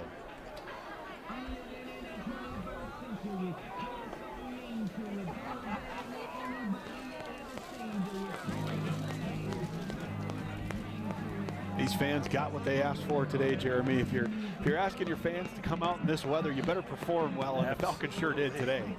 Yes, they have. They've done a terrific job, and credit these fans for staying. And I'll say the Chapman fans too, not only making that cross-country trip, but then having to deal with this kind of weather, especially when you're not used to it. Yes. That's a tall task, and credit to them. They've stuck it out. I don't think anybody's left from that far side over there. No, and yes, give them a lot of credit for sticking that out, because what they're finding out is this cold is painful. Yeah. It's painfully cold today, and that wind, it's like the opposite. You know, if you're in Southern California, maybe they talk about heat index. Right, yeah. Well, we talk about wind chill. Yeah, exactly. And it's like, it might be 20 degrees and feel like 0, you know? If you're lucky. Yes.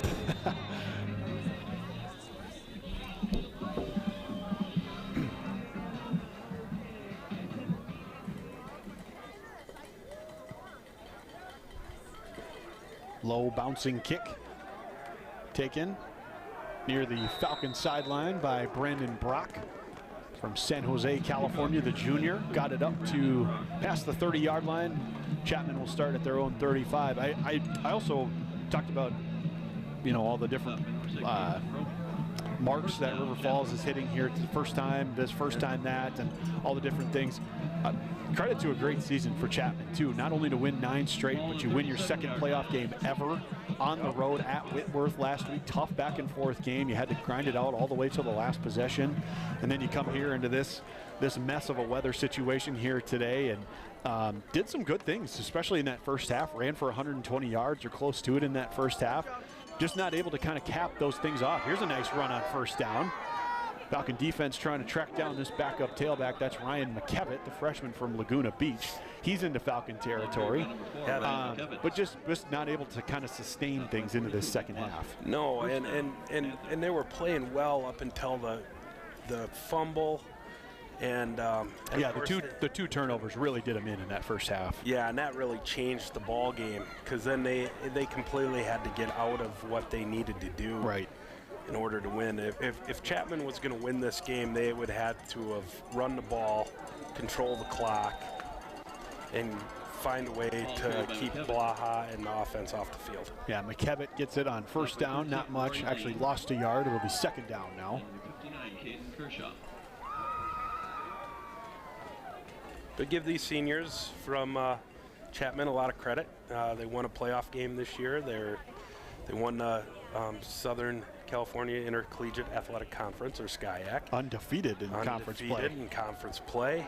A lot of positives. Casey takes the handoff and is met immediately. 39, Kellen Quast, the sophomore from Roseville, Minnesota, in to hit him right away, along with Caden Kershaw.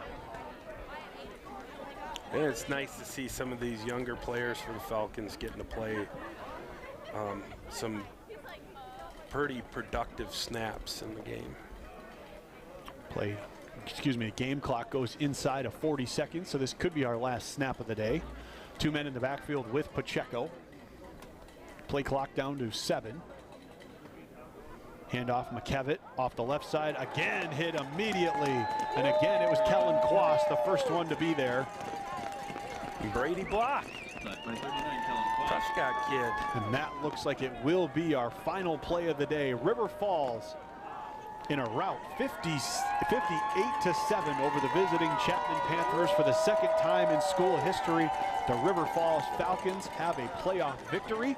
They will be at home again next weekend, Jeremy Kirk, to host a traditional powerhouse in Division III football, the St. John's Johnnies, a top 10 matchup from River Falls, Wisconsin, in 7 days from now. I'm excited, Zach. I think that's going to be a terrific football game. And it's going to be two heavyweights going at it. And by the time that starts next Saturday, after everything's the dust settles here this afternoon, there'll be 16 teams remaining in Division III football playoffs. Pretty exclusive club when you can win a playoff game and consider yourself a top 16 team in the land and keep competing and give yourself a chance to keep competing for potentially a national championship. Absolutely, Zach. It's been uncharted territory for this Falcon team for a very long time, and I think they'll get a chance. They have a shot. I think they could win it all if they got to take it week by week. They're talented enough. Falcons celebrating in the end zone with some snow angels as they shake hands at midfield.